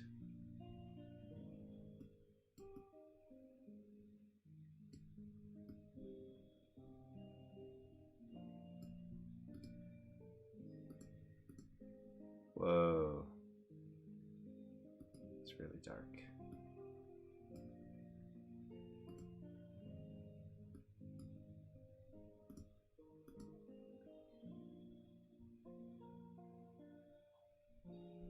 Okay, I'll go with this for a while and see how I like that.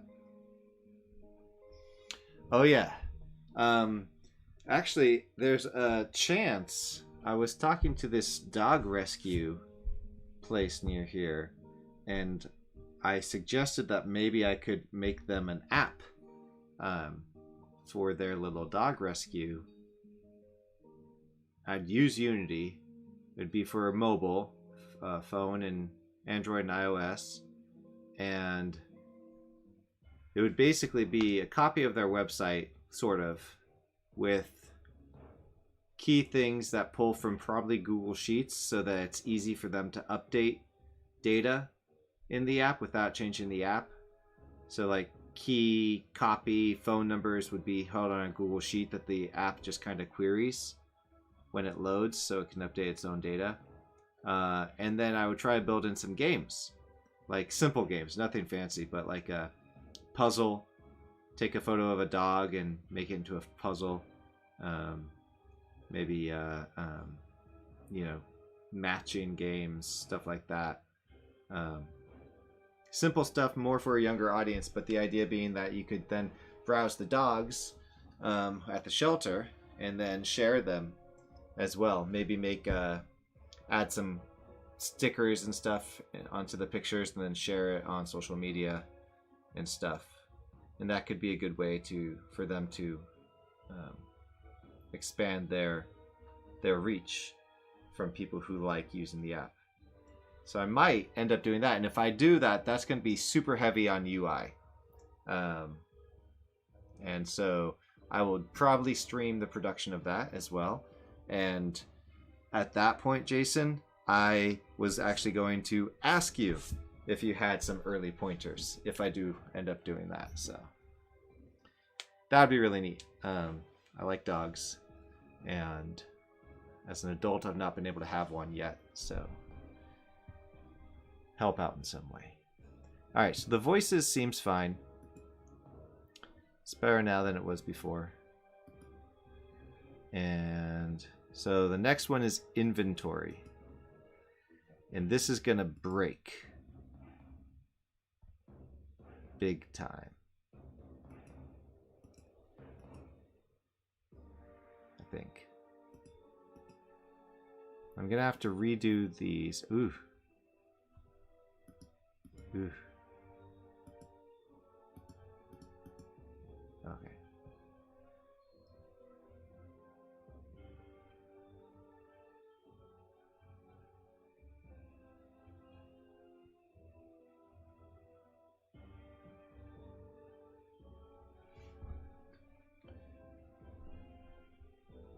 To me, the UI is just not intuitive. The way the rec transform works just doesn't make sense to me.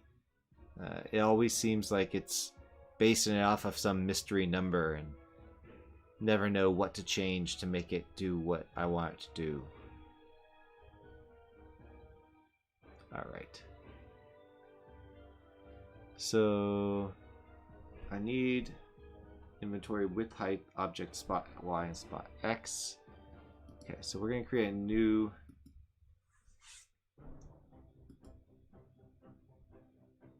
folder. We're going to call this inventory demo items, and then inventory demo attributes.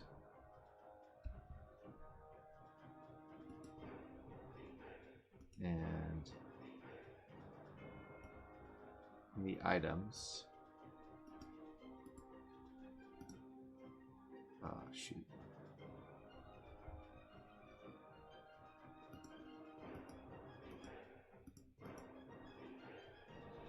What items did I make?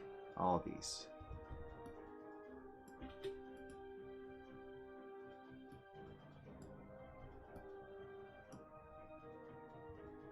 I guess it's that overlays. I don't need to move that there. Just push this down here. Okay. So in our new items, create items.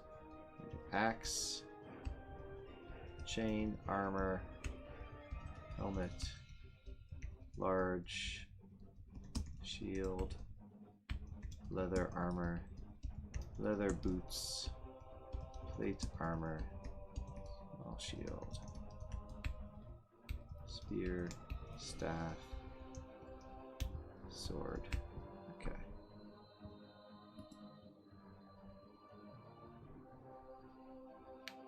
And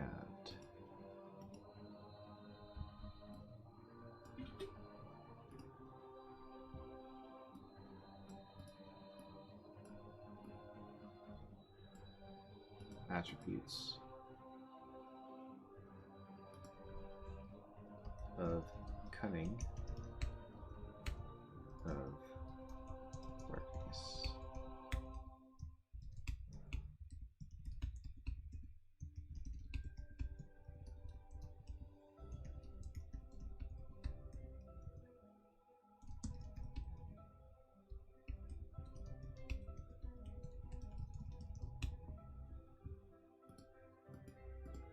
Ancient, broken, magical, powerful. We'll just do ancient, magical, powerful. I guess broken too. Oops.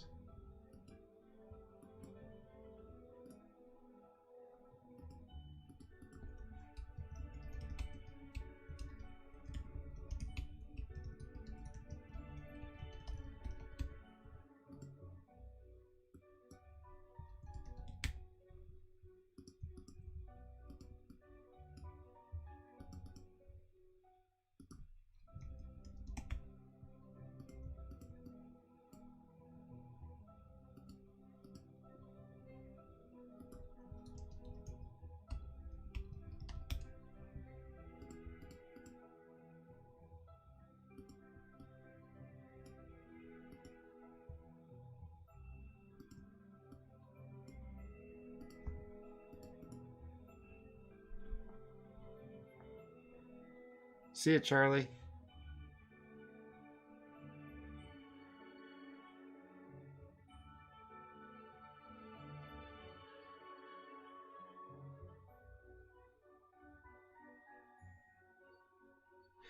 Well, just actually one of the things I was going to think about was an export and import system. I know this is somewhat similar to what you were getting at a couple weeks ago.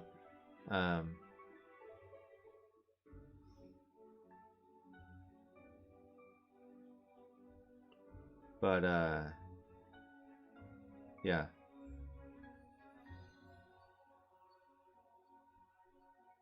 But I'm not sure, basically. I'm still thinking about it, I suppose, is the answer. Alright. So now I've got the new items. Now I need to set the dictionaries for those. Oh, this is going to be interesting. If I do have my items here. Wait a minute.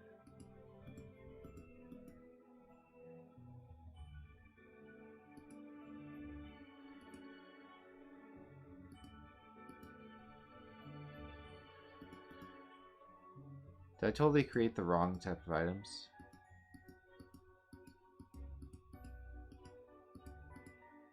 I think I did.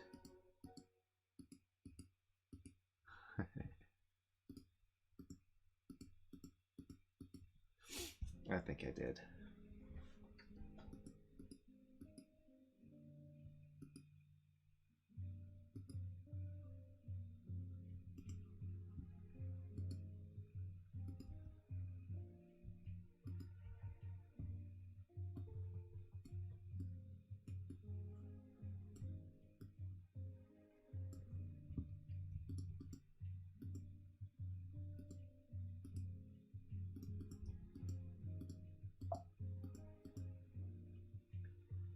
Item object. Aha, no reference.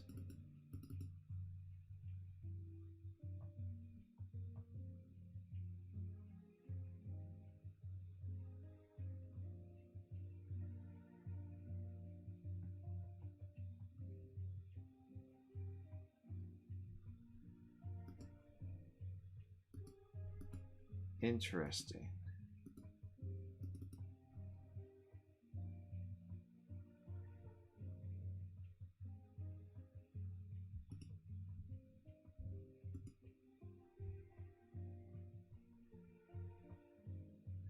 So this is happening because there's already a type of the same type called weapon, I think, from the items module. Yep. And it's having issues getting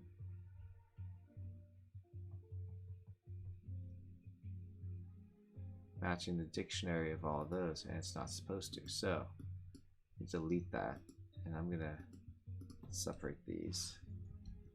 Inventory demo armor and inventory demo. So now those are two new types.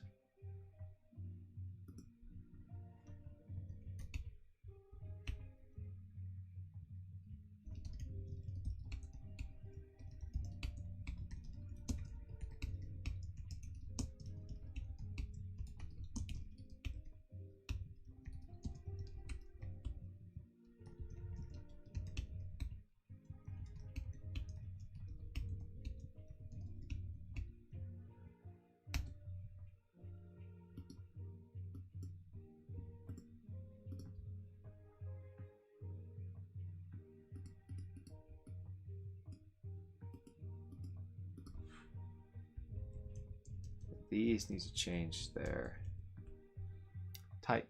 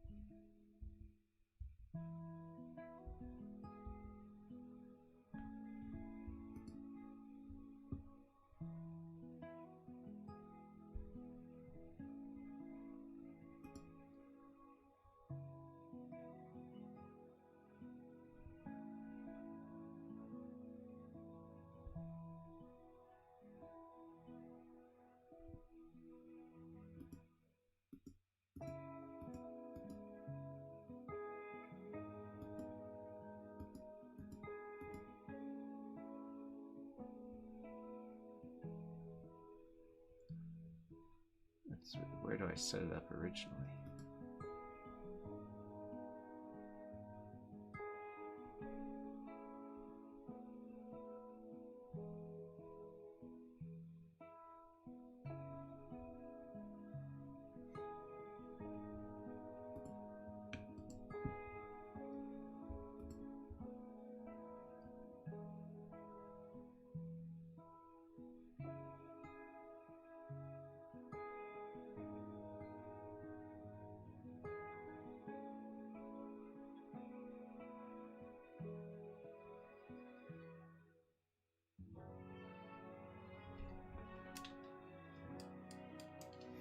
Hmm.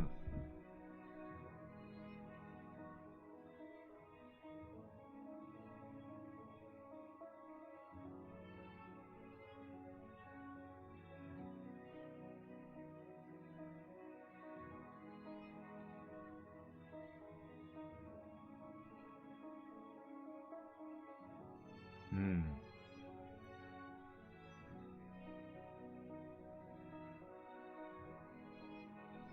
I mean, to Jason's point, Jack, I think part of it is providing flexibility. So yes, you can create it just by copying existing script objects and renaming them, but maybe you have a Google Sheet that exists too. Maybe you export some of the data to a Google Sheet, and then your designers can change that without changing the UID, and then you can always just click the import button and import all the data that they change. So they can change the, the values like the attack and damage and whatnot on the Google Sheet without ever touching Unity and risk messing with the project or dealing with version control or anything like that. So long as they don't change the UID in the sheet, I could export data to a sheet and they could change it, and then I could click a button to import that data back. So that could be interesting. That being said, I'm not sure exactly how I would export all of the stuff.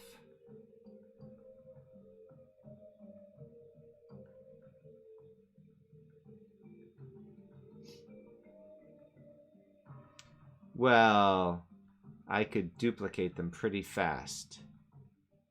It comes down to who can type faster. I think the real value is in the letting other people modify the values without using Unity. And I know for, if I do that project for the animal shelter thing or the rescue organization, that would be the goal. Like, these are people, they don't want to use, they're not going to open up Unity. They're not going to, push a build to the iOS store or anything like that. What they want to do is say, oh, we changed our header image. So go into Google Sheets, the cell that says header image and has a URL, change that URL. Now check to make sure it's a good URL, because once it's changed, everyone who loads up the app, it will check for that, and if it's changed, it'll download a new image for the header image. So that way they can update the live app without having to actually do anything to the live app. That would be the goal there. But similar for this, let other people edit the values, and then you can just click a button to import them. That's where I think the value would be in an import-export system for this.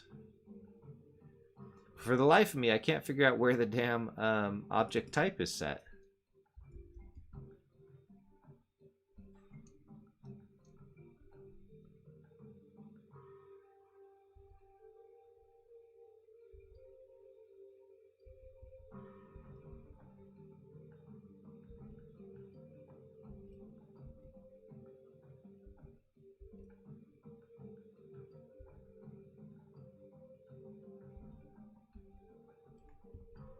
Is it here? Oh, I guess it is. So I just need to do check name and check object type.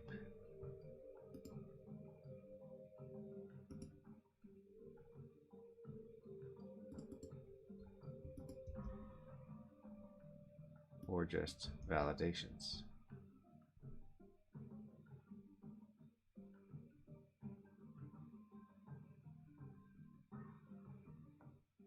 Huh.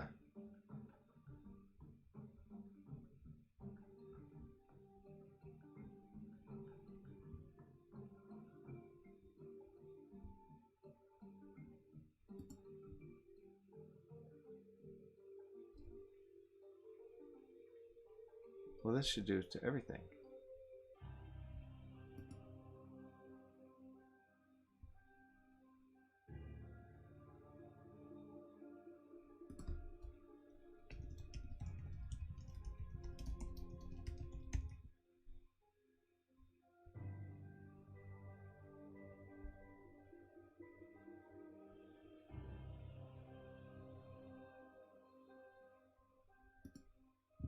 But it's not updating.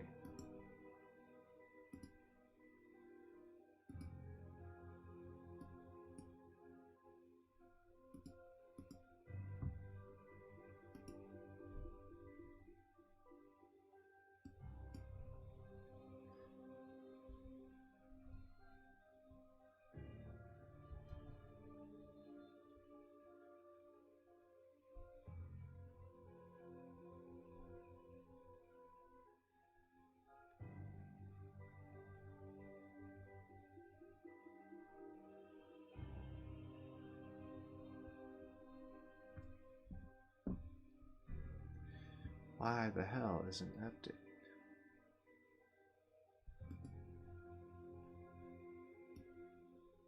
Oh. Ha. These, I put them in the wrong ones.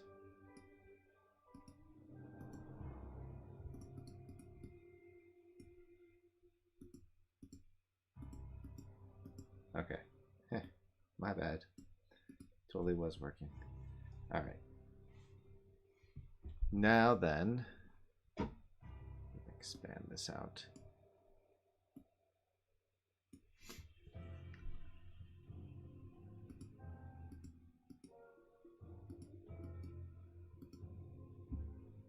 Dictionaries were these.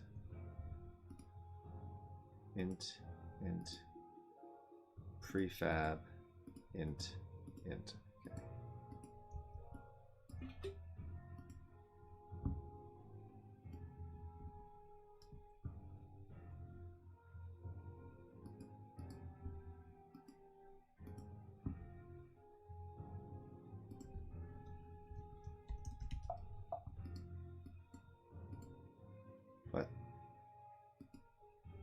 What's going on here?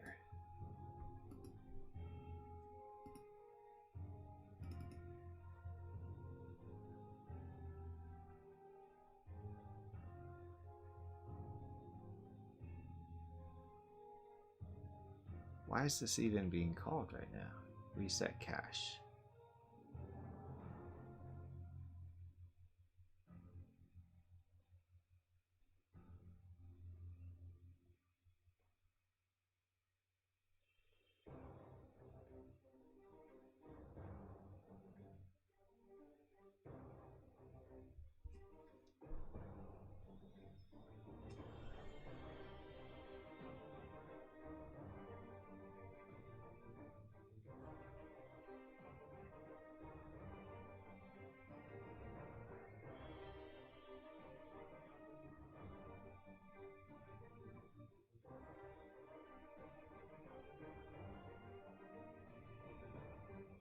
Oh. Interesting. So this is happening because I have magical here, but I also have magical in the items. And I mean, in a normal project, you wouldn't have that twice.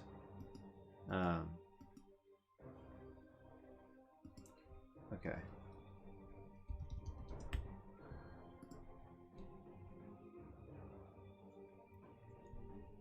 That's interesting.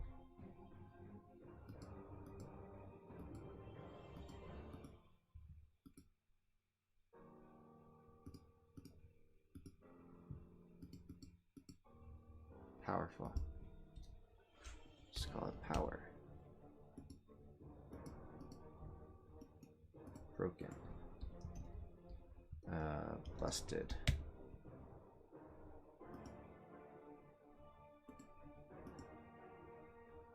Good.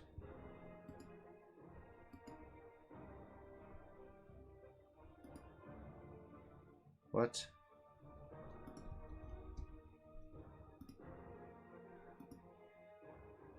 Ah.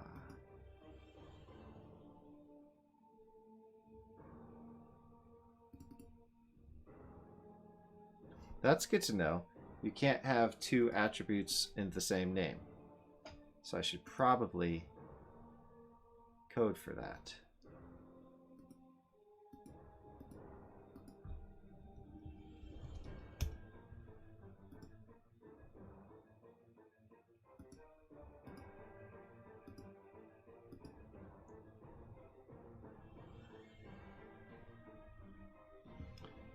So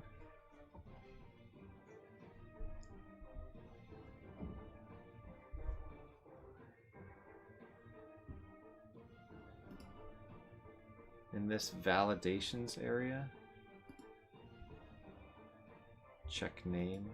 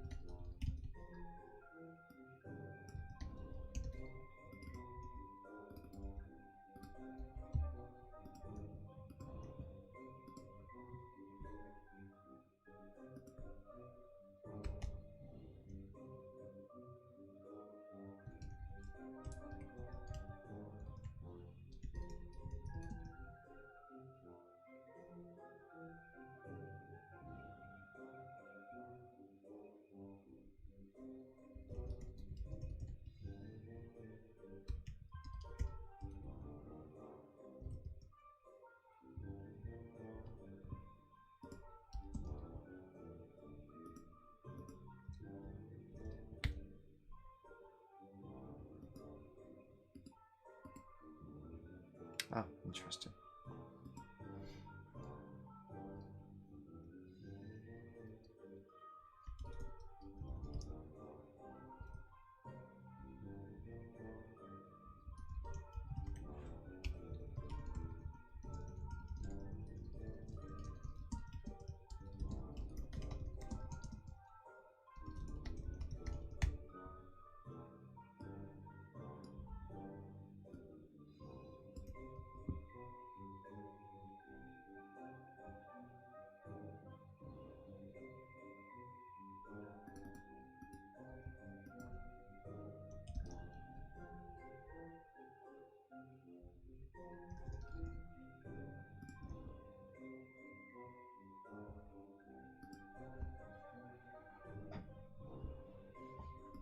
Alright, let's see if that works.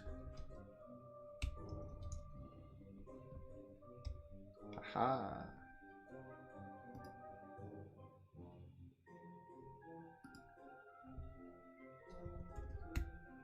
Oh.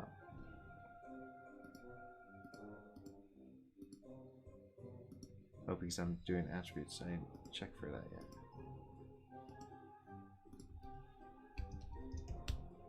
Nope, didn't work.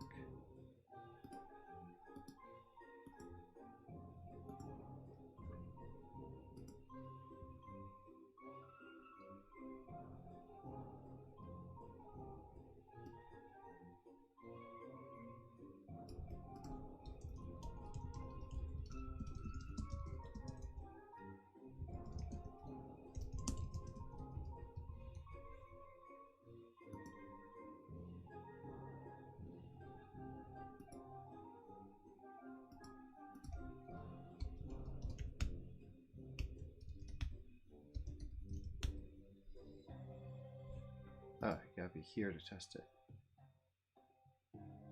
Shoot.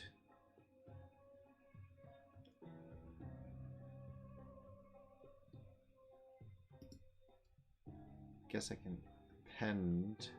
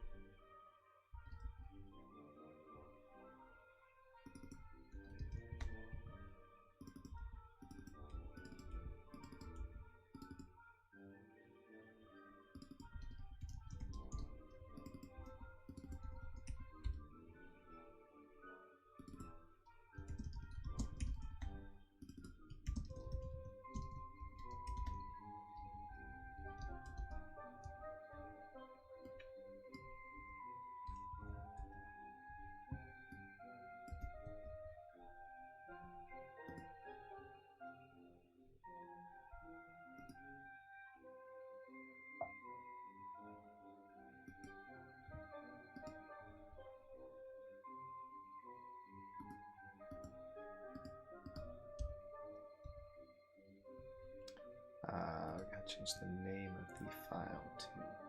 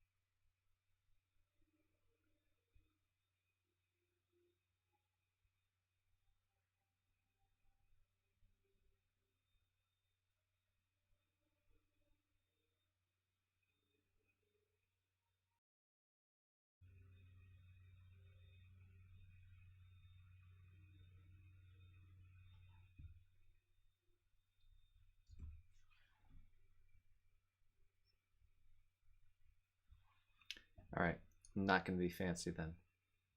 I'll just do this.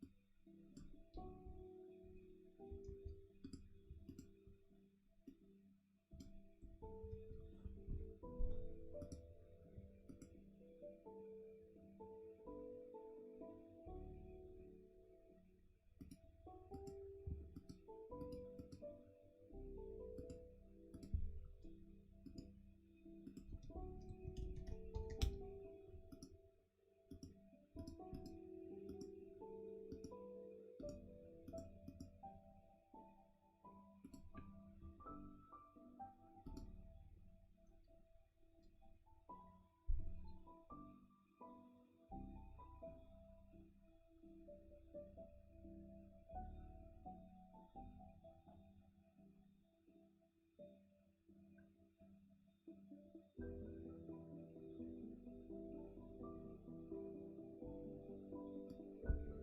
think this needs to be outside.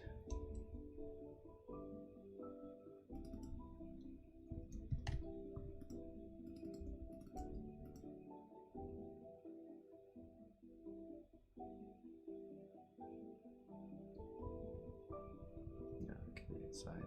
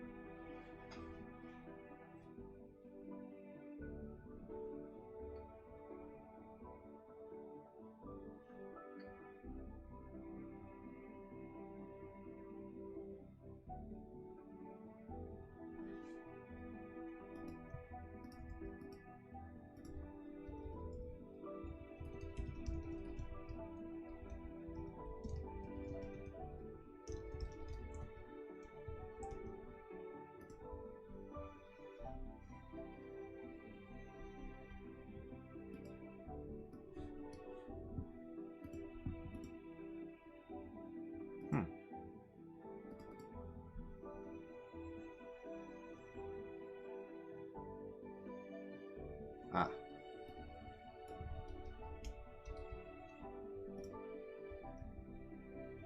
That's why.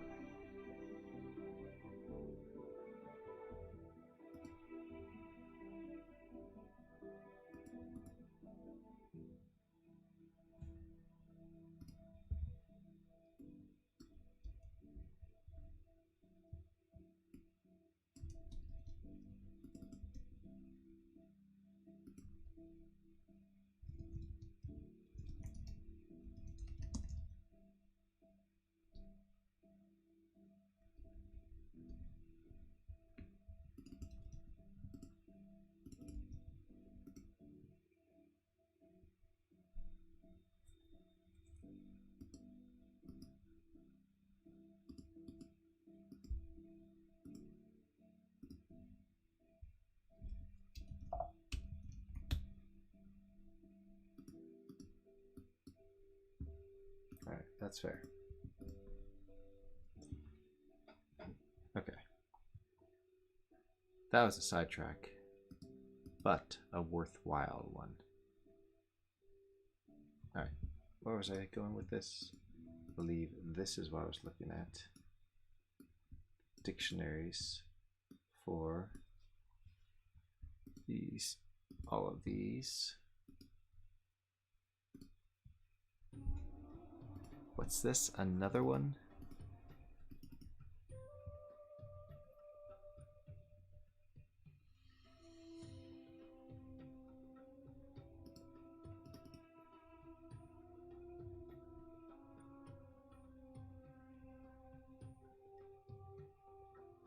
No reference on the window.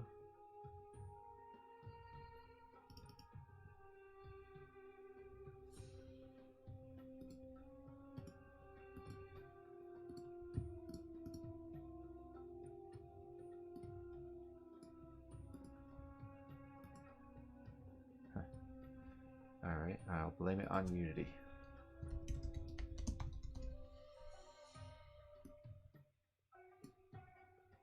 Aha!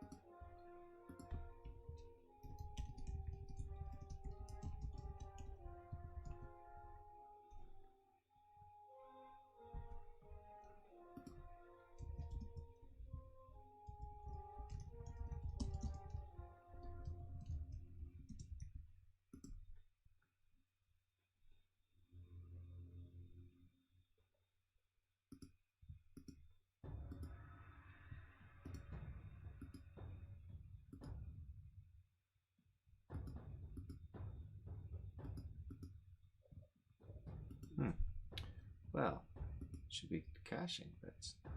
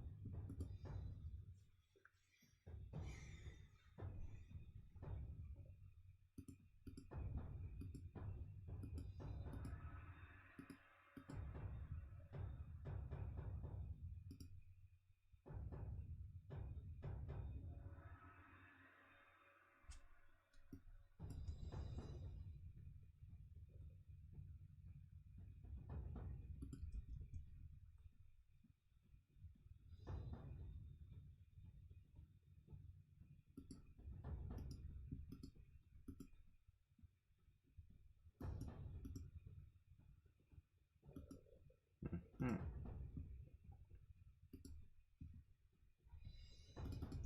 So this is never being set.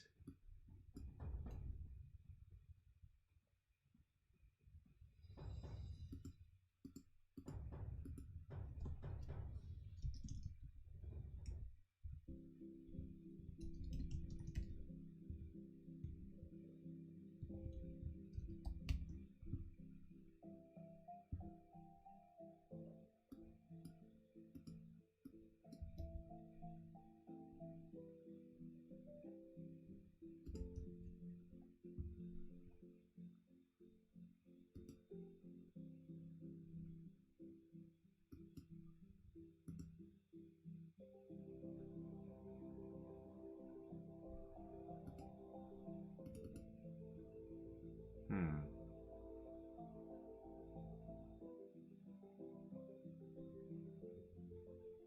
Looks like I faced this before.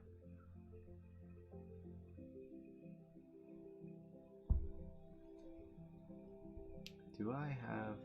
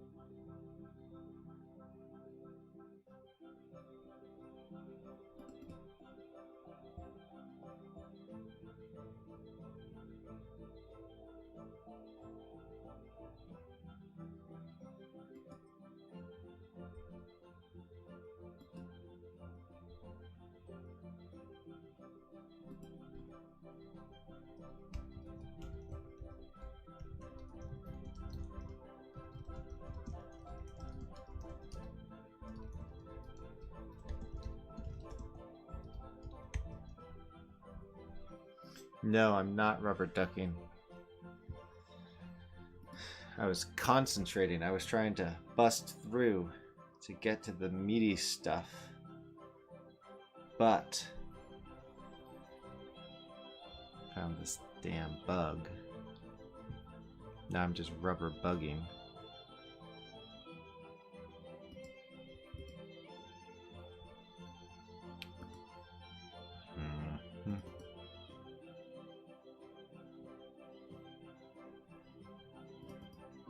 51. It's all dictionary structures, not.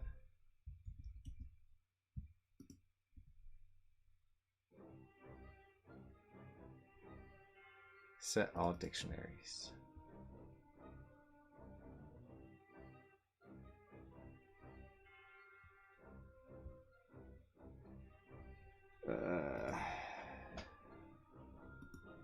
This is the caching to make it speedier. And I think it just didn't cache or something.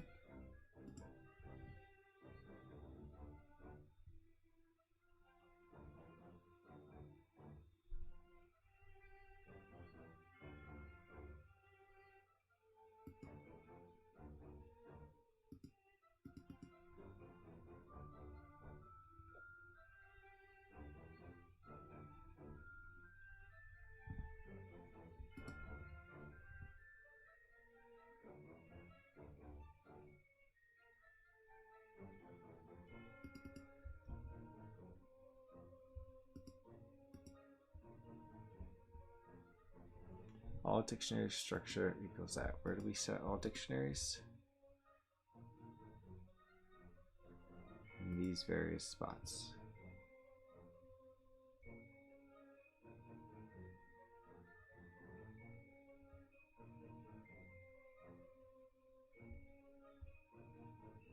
Set all dictionaries, item object dictionaries of this type.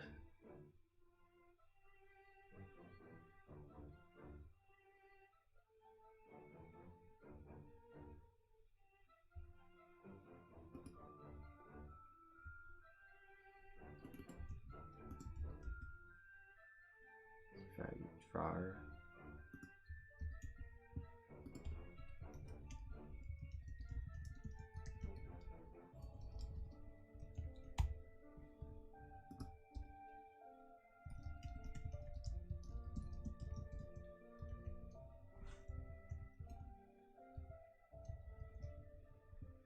And let's see if that does anything.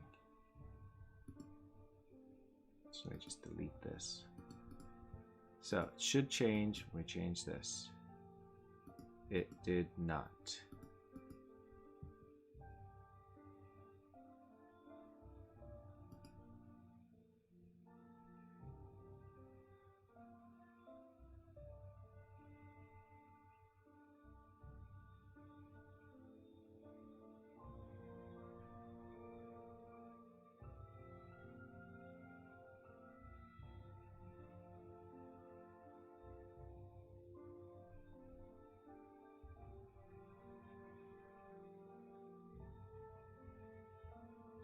Yes, I also get bored to some degree. I mean, I'm excited to see this change and get better and all that. That's probably why I spend so much time playing with it after something works.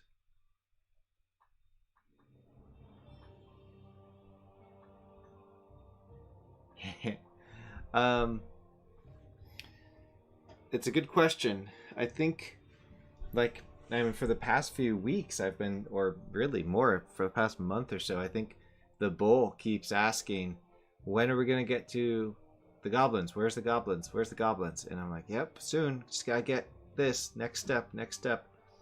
I think it's because I'm on a mission to get the structure right.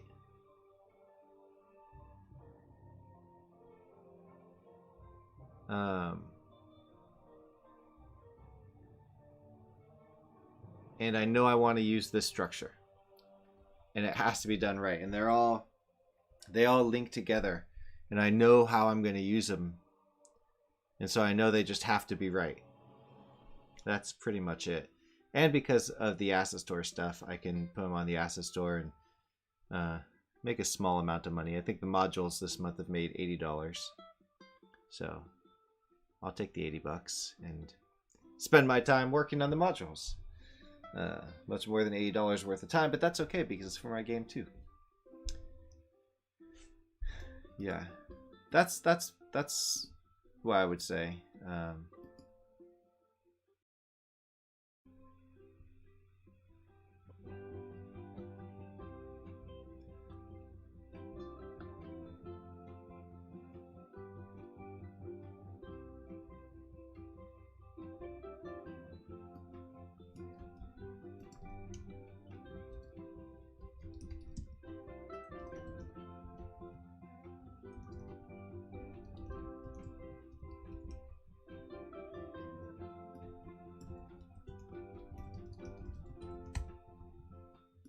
So my best guess is that since I moved this code up here, I also need to do that there.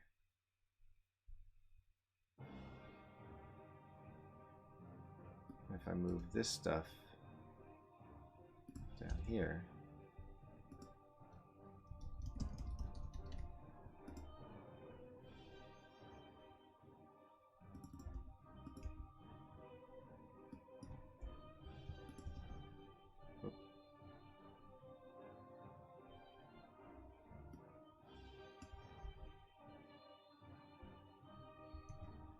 and I can do that. So let's see if that works. Nope. I have to say these null references, these annoy the shit out of me because I just don't get why they exist.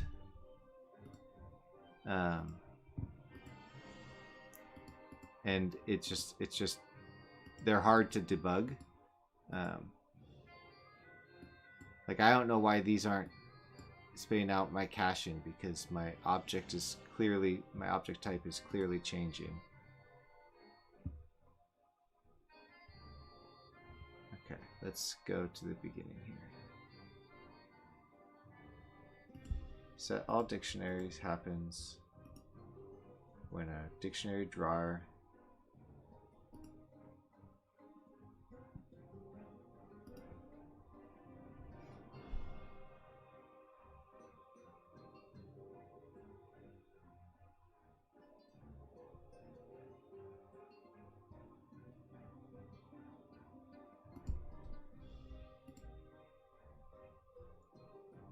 show common dictionary structure.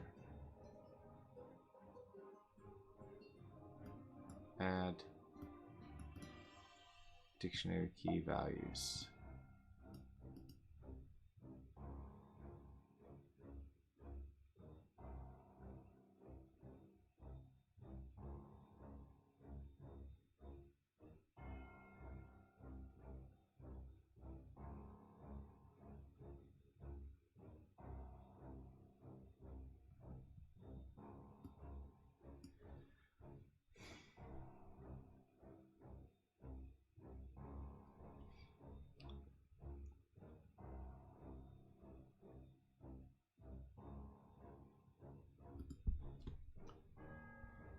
Guess it may never actually get down there.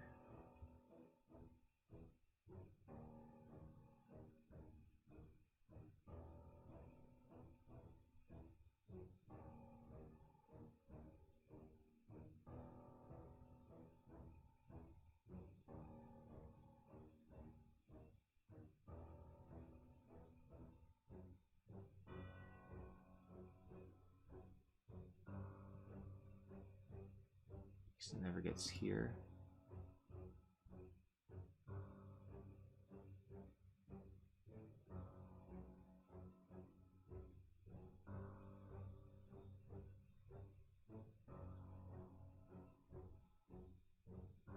Okay.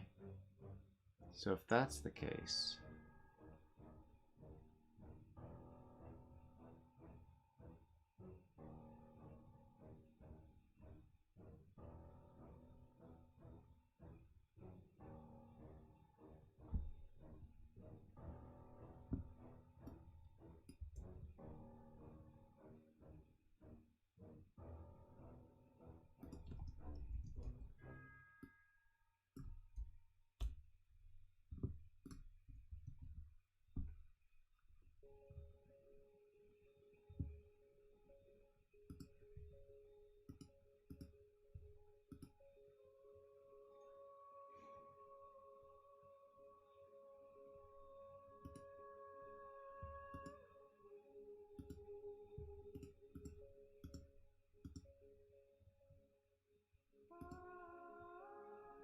okay.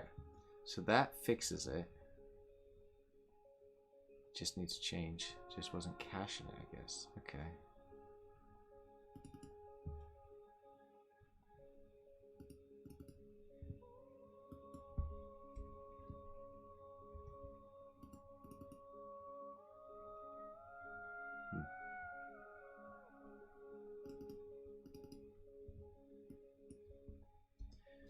Actually, Jason, I think I'm still always surprised by I don't know what to really call it, but by these things that do cool things, the editor scripts that just do things that I couldn't do before, and I think I just get excited by that. Like I get like, oh wow, I can do something. Oh fuck, more. Let me delete this. See if I can undo that. Okay. All right, dictionaries. Huh. Okay. Change. Add to all.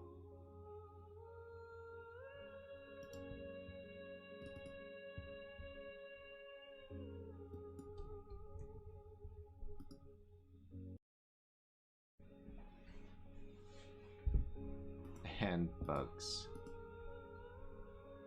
Why?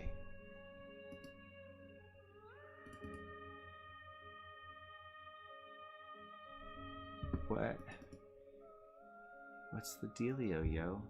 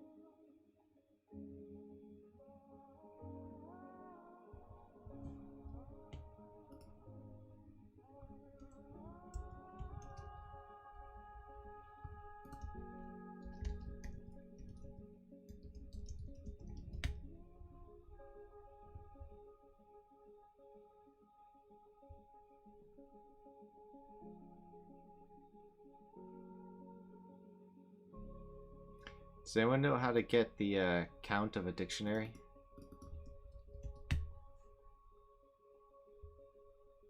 Just everything in a dictionary?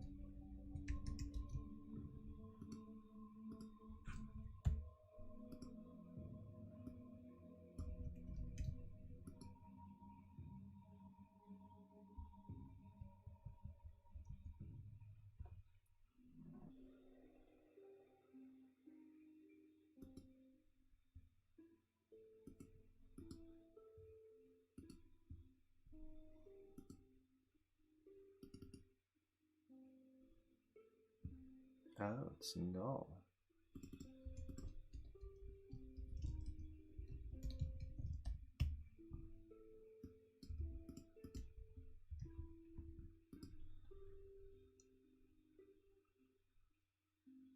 I wasn't able to call count for some reason.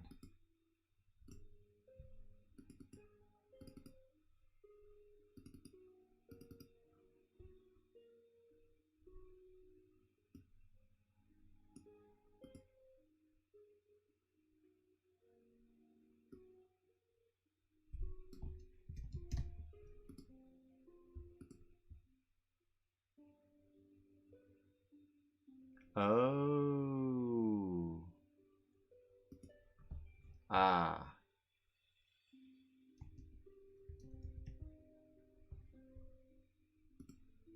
Wait a minute. Wait a minute.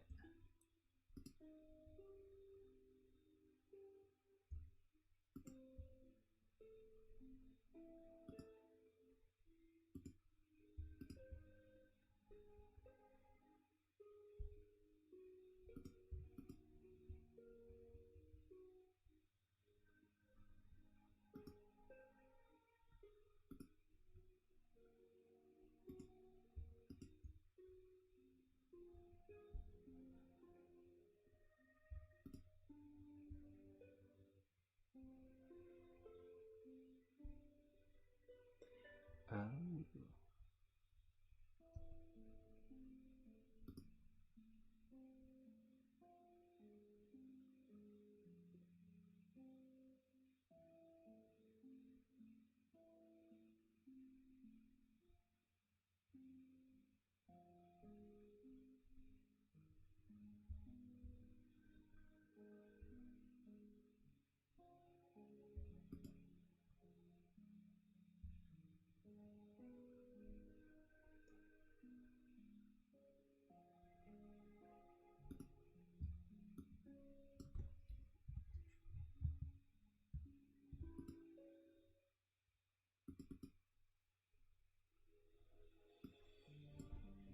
Hmm.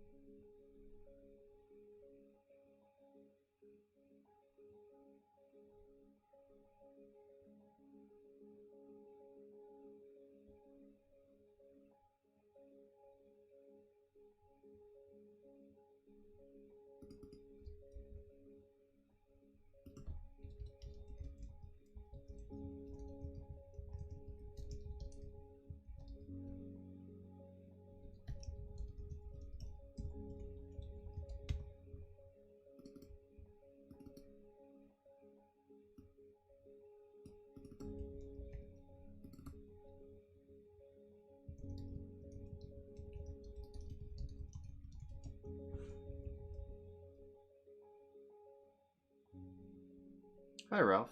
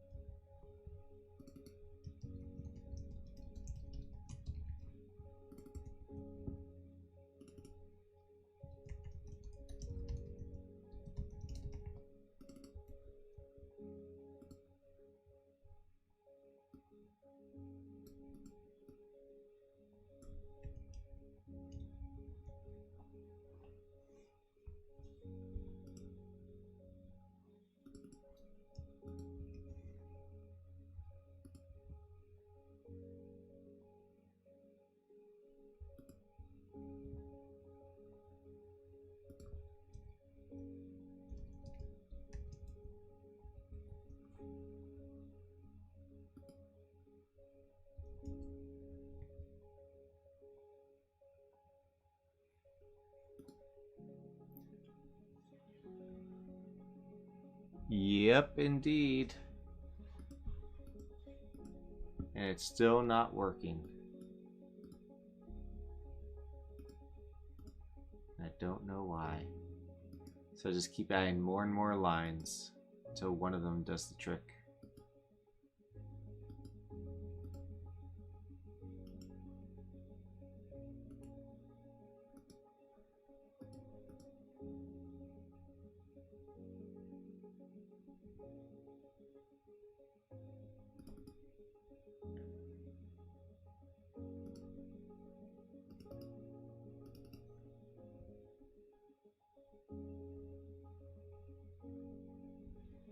It's not caching this properly, and that's annoying me.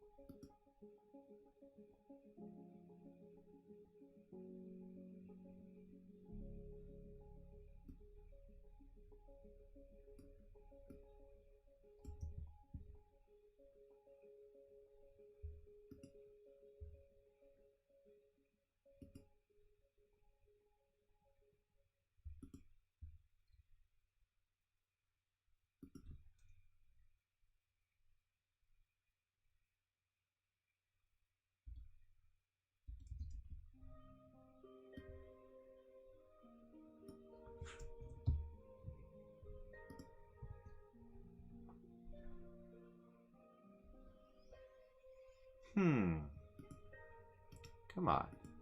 Why is this not caching? It should be checking that earlier.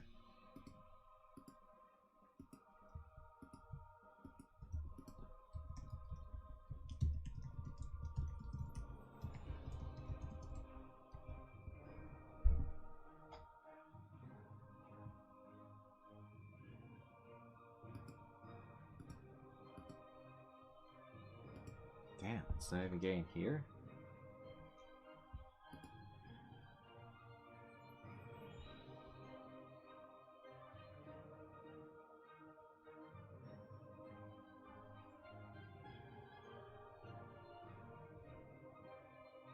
Oh, well, in this case, it's not the structure.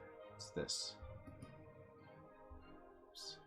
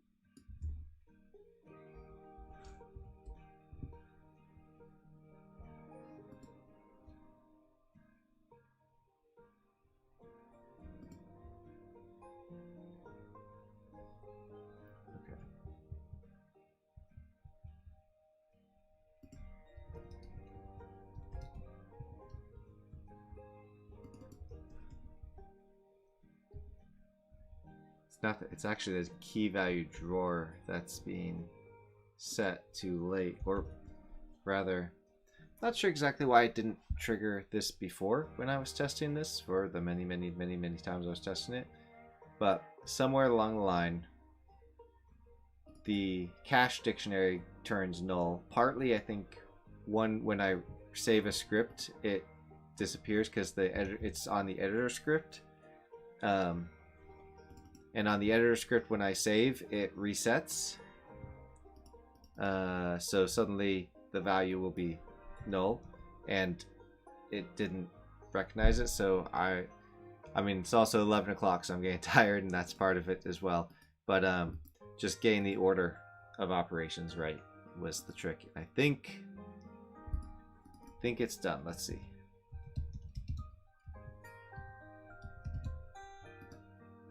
Okay. It looks to be done. So I can move on with my life.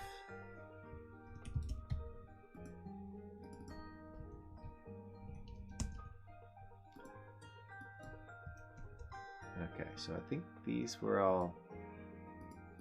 4 of these were ints. And then the object was a prefab. We don't have a copy button on this.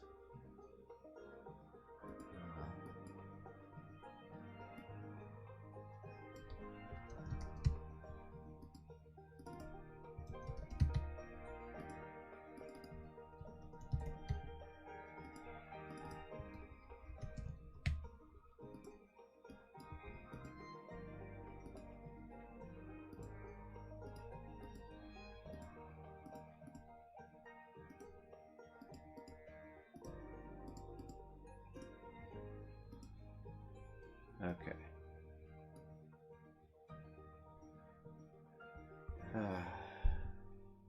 Thanks.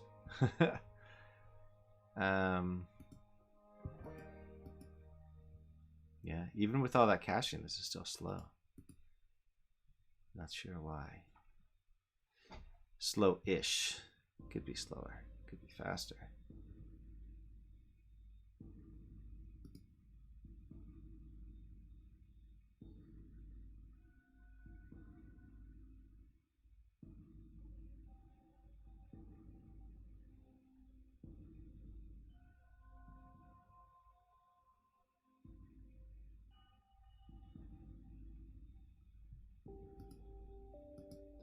Okay.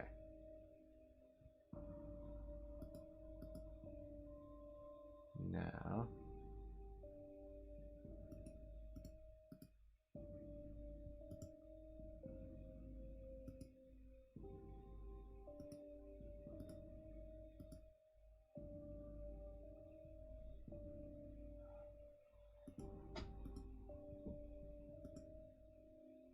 Okay, those are all null now. I'll have to figure out the sizing of them again.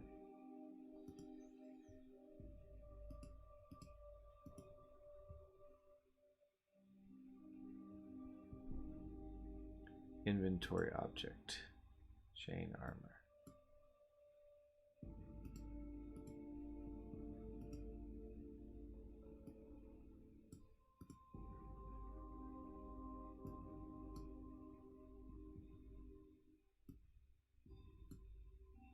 Hey.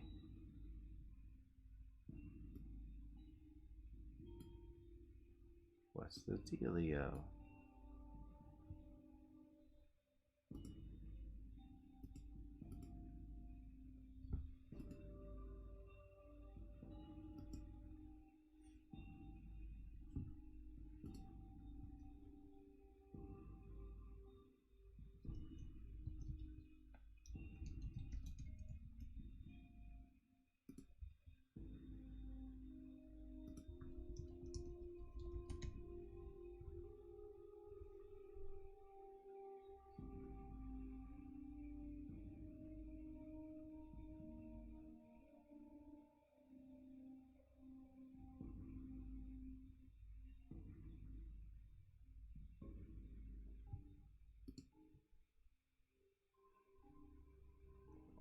Value prefab. Aha. A typing error.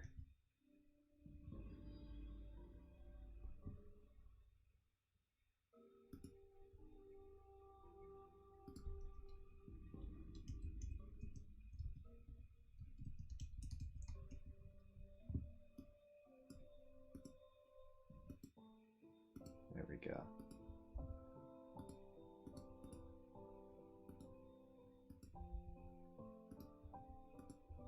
Come on.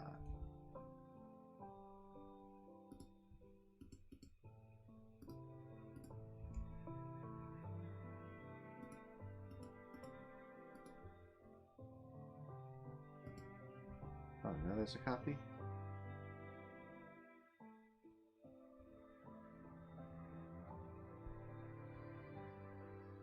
That's for content, though. Oops.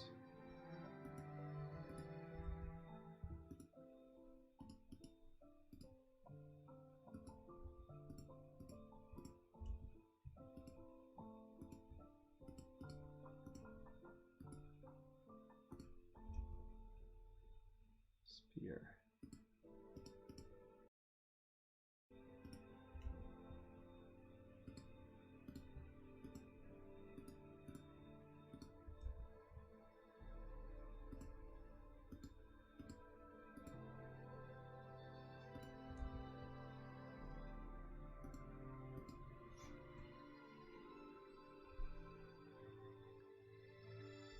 All right, I think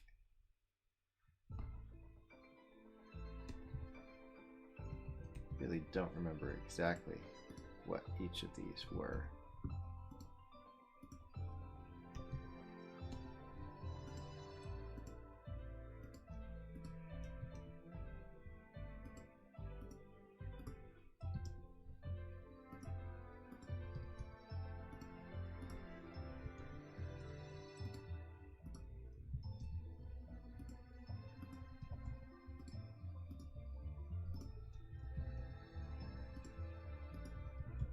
So I'm gonna guess. Actually, I think this may have been 2-2. Okay. Item attributes.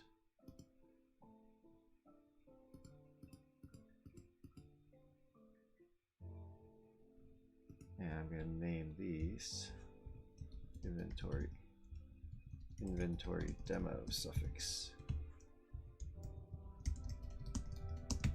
Keep them separated.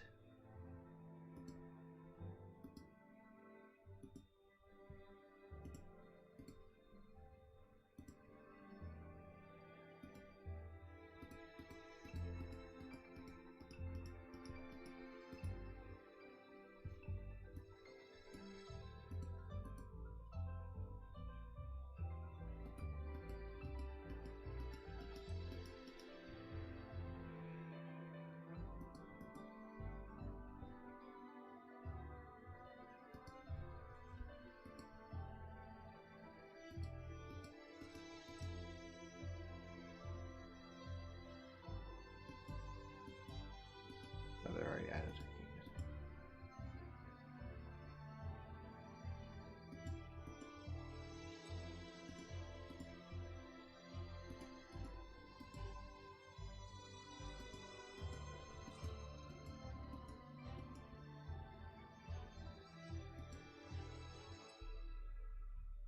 All right.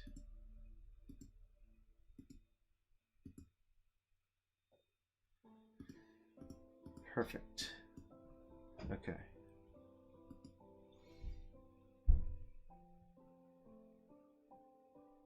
All right, now that those are set up, I'm gonna load up the inventory demo and then call it night because there's no way. I'm gonna make a copy of this. October 2021. There's no way that I'm gonna fix all the bugs tonight.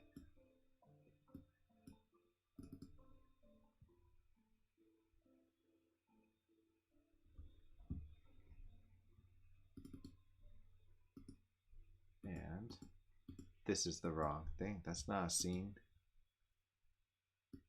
That's how tired I am, I guess. Scene. October 2021. All right.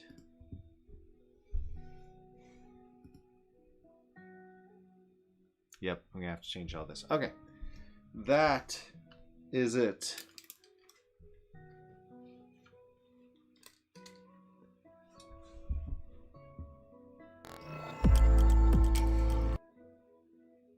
I'm tired. And it's Saturday night. Time for some cocktail. I'm really regretting that I didn't buy more chocolate liqueur last week. I went through too much of it enjoying chocolate martinis. I'm manly enough to admit that I like chocolate martinis. And they're really good, and I miss having it. I went like 2 years without having any, more than that, during COVID time when it started, and just not going out to the liquor store where they have cheaper liquor. But then I went and I saw it and I was like, ooh, I'll buy 2 bottles. I should have bought 5. Well, thanks for hanging out, everybody. And yeah. I'll be streaming tomorrow. Tomorrow is the game dev show on the YouTube. I think you probably all know all about it, but if you don't, definitely check it out. It's on Jason Wyman's channel. And afterwards, I plan on streaming. Oh, Sunday morning already. You must be in Europe, or Eastern Europe, or Australia, or something.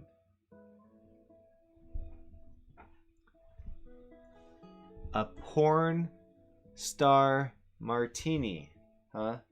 I'm afraid to search for that because then Google will think things of me. But no problem. This one was a long one, 4 hours, 4 minutes. 4 hours, 4 minutes. All right. Yeah. Well, thanks, everyone. I will see you all tomorrow. In like 10 hours. See ya.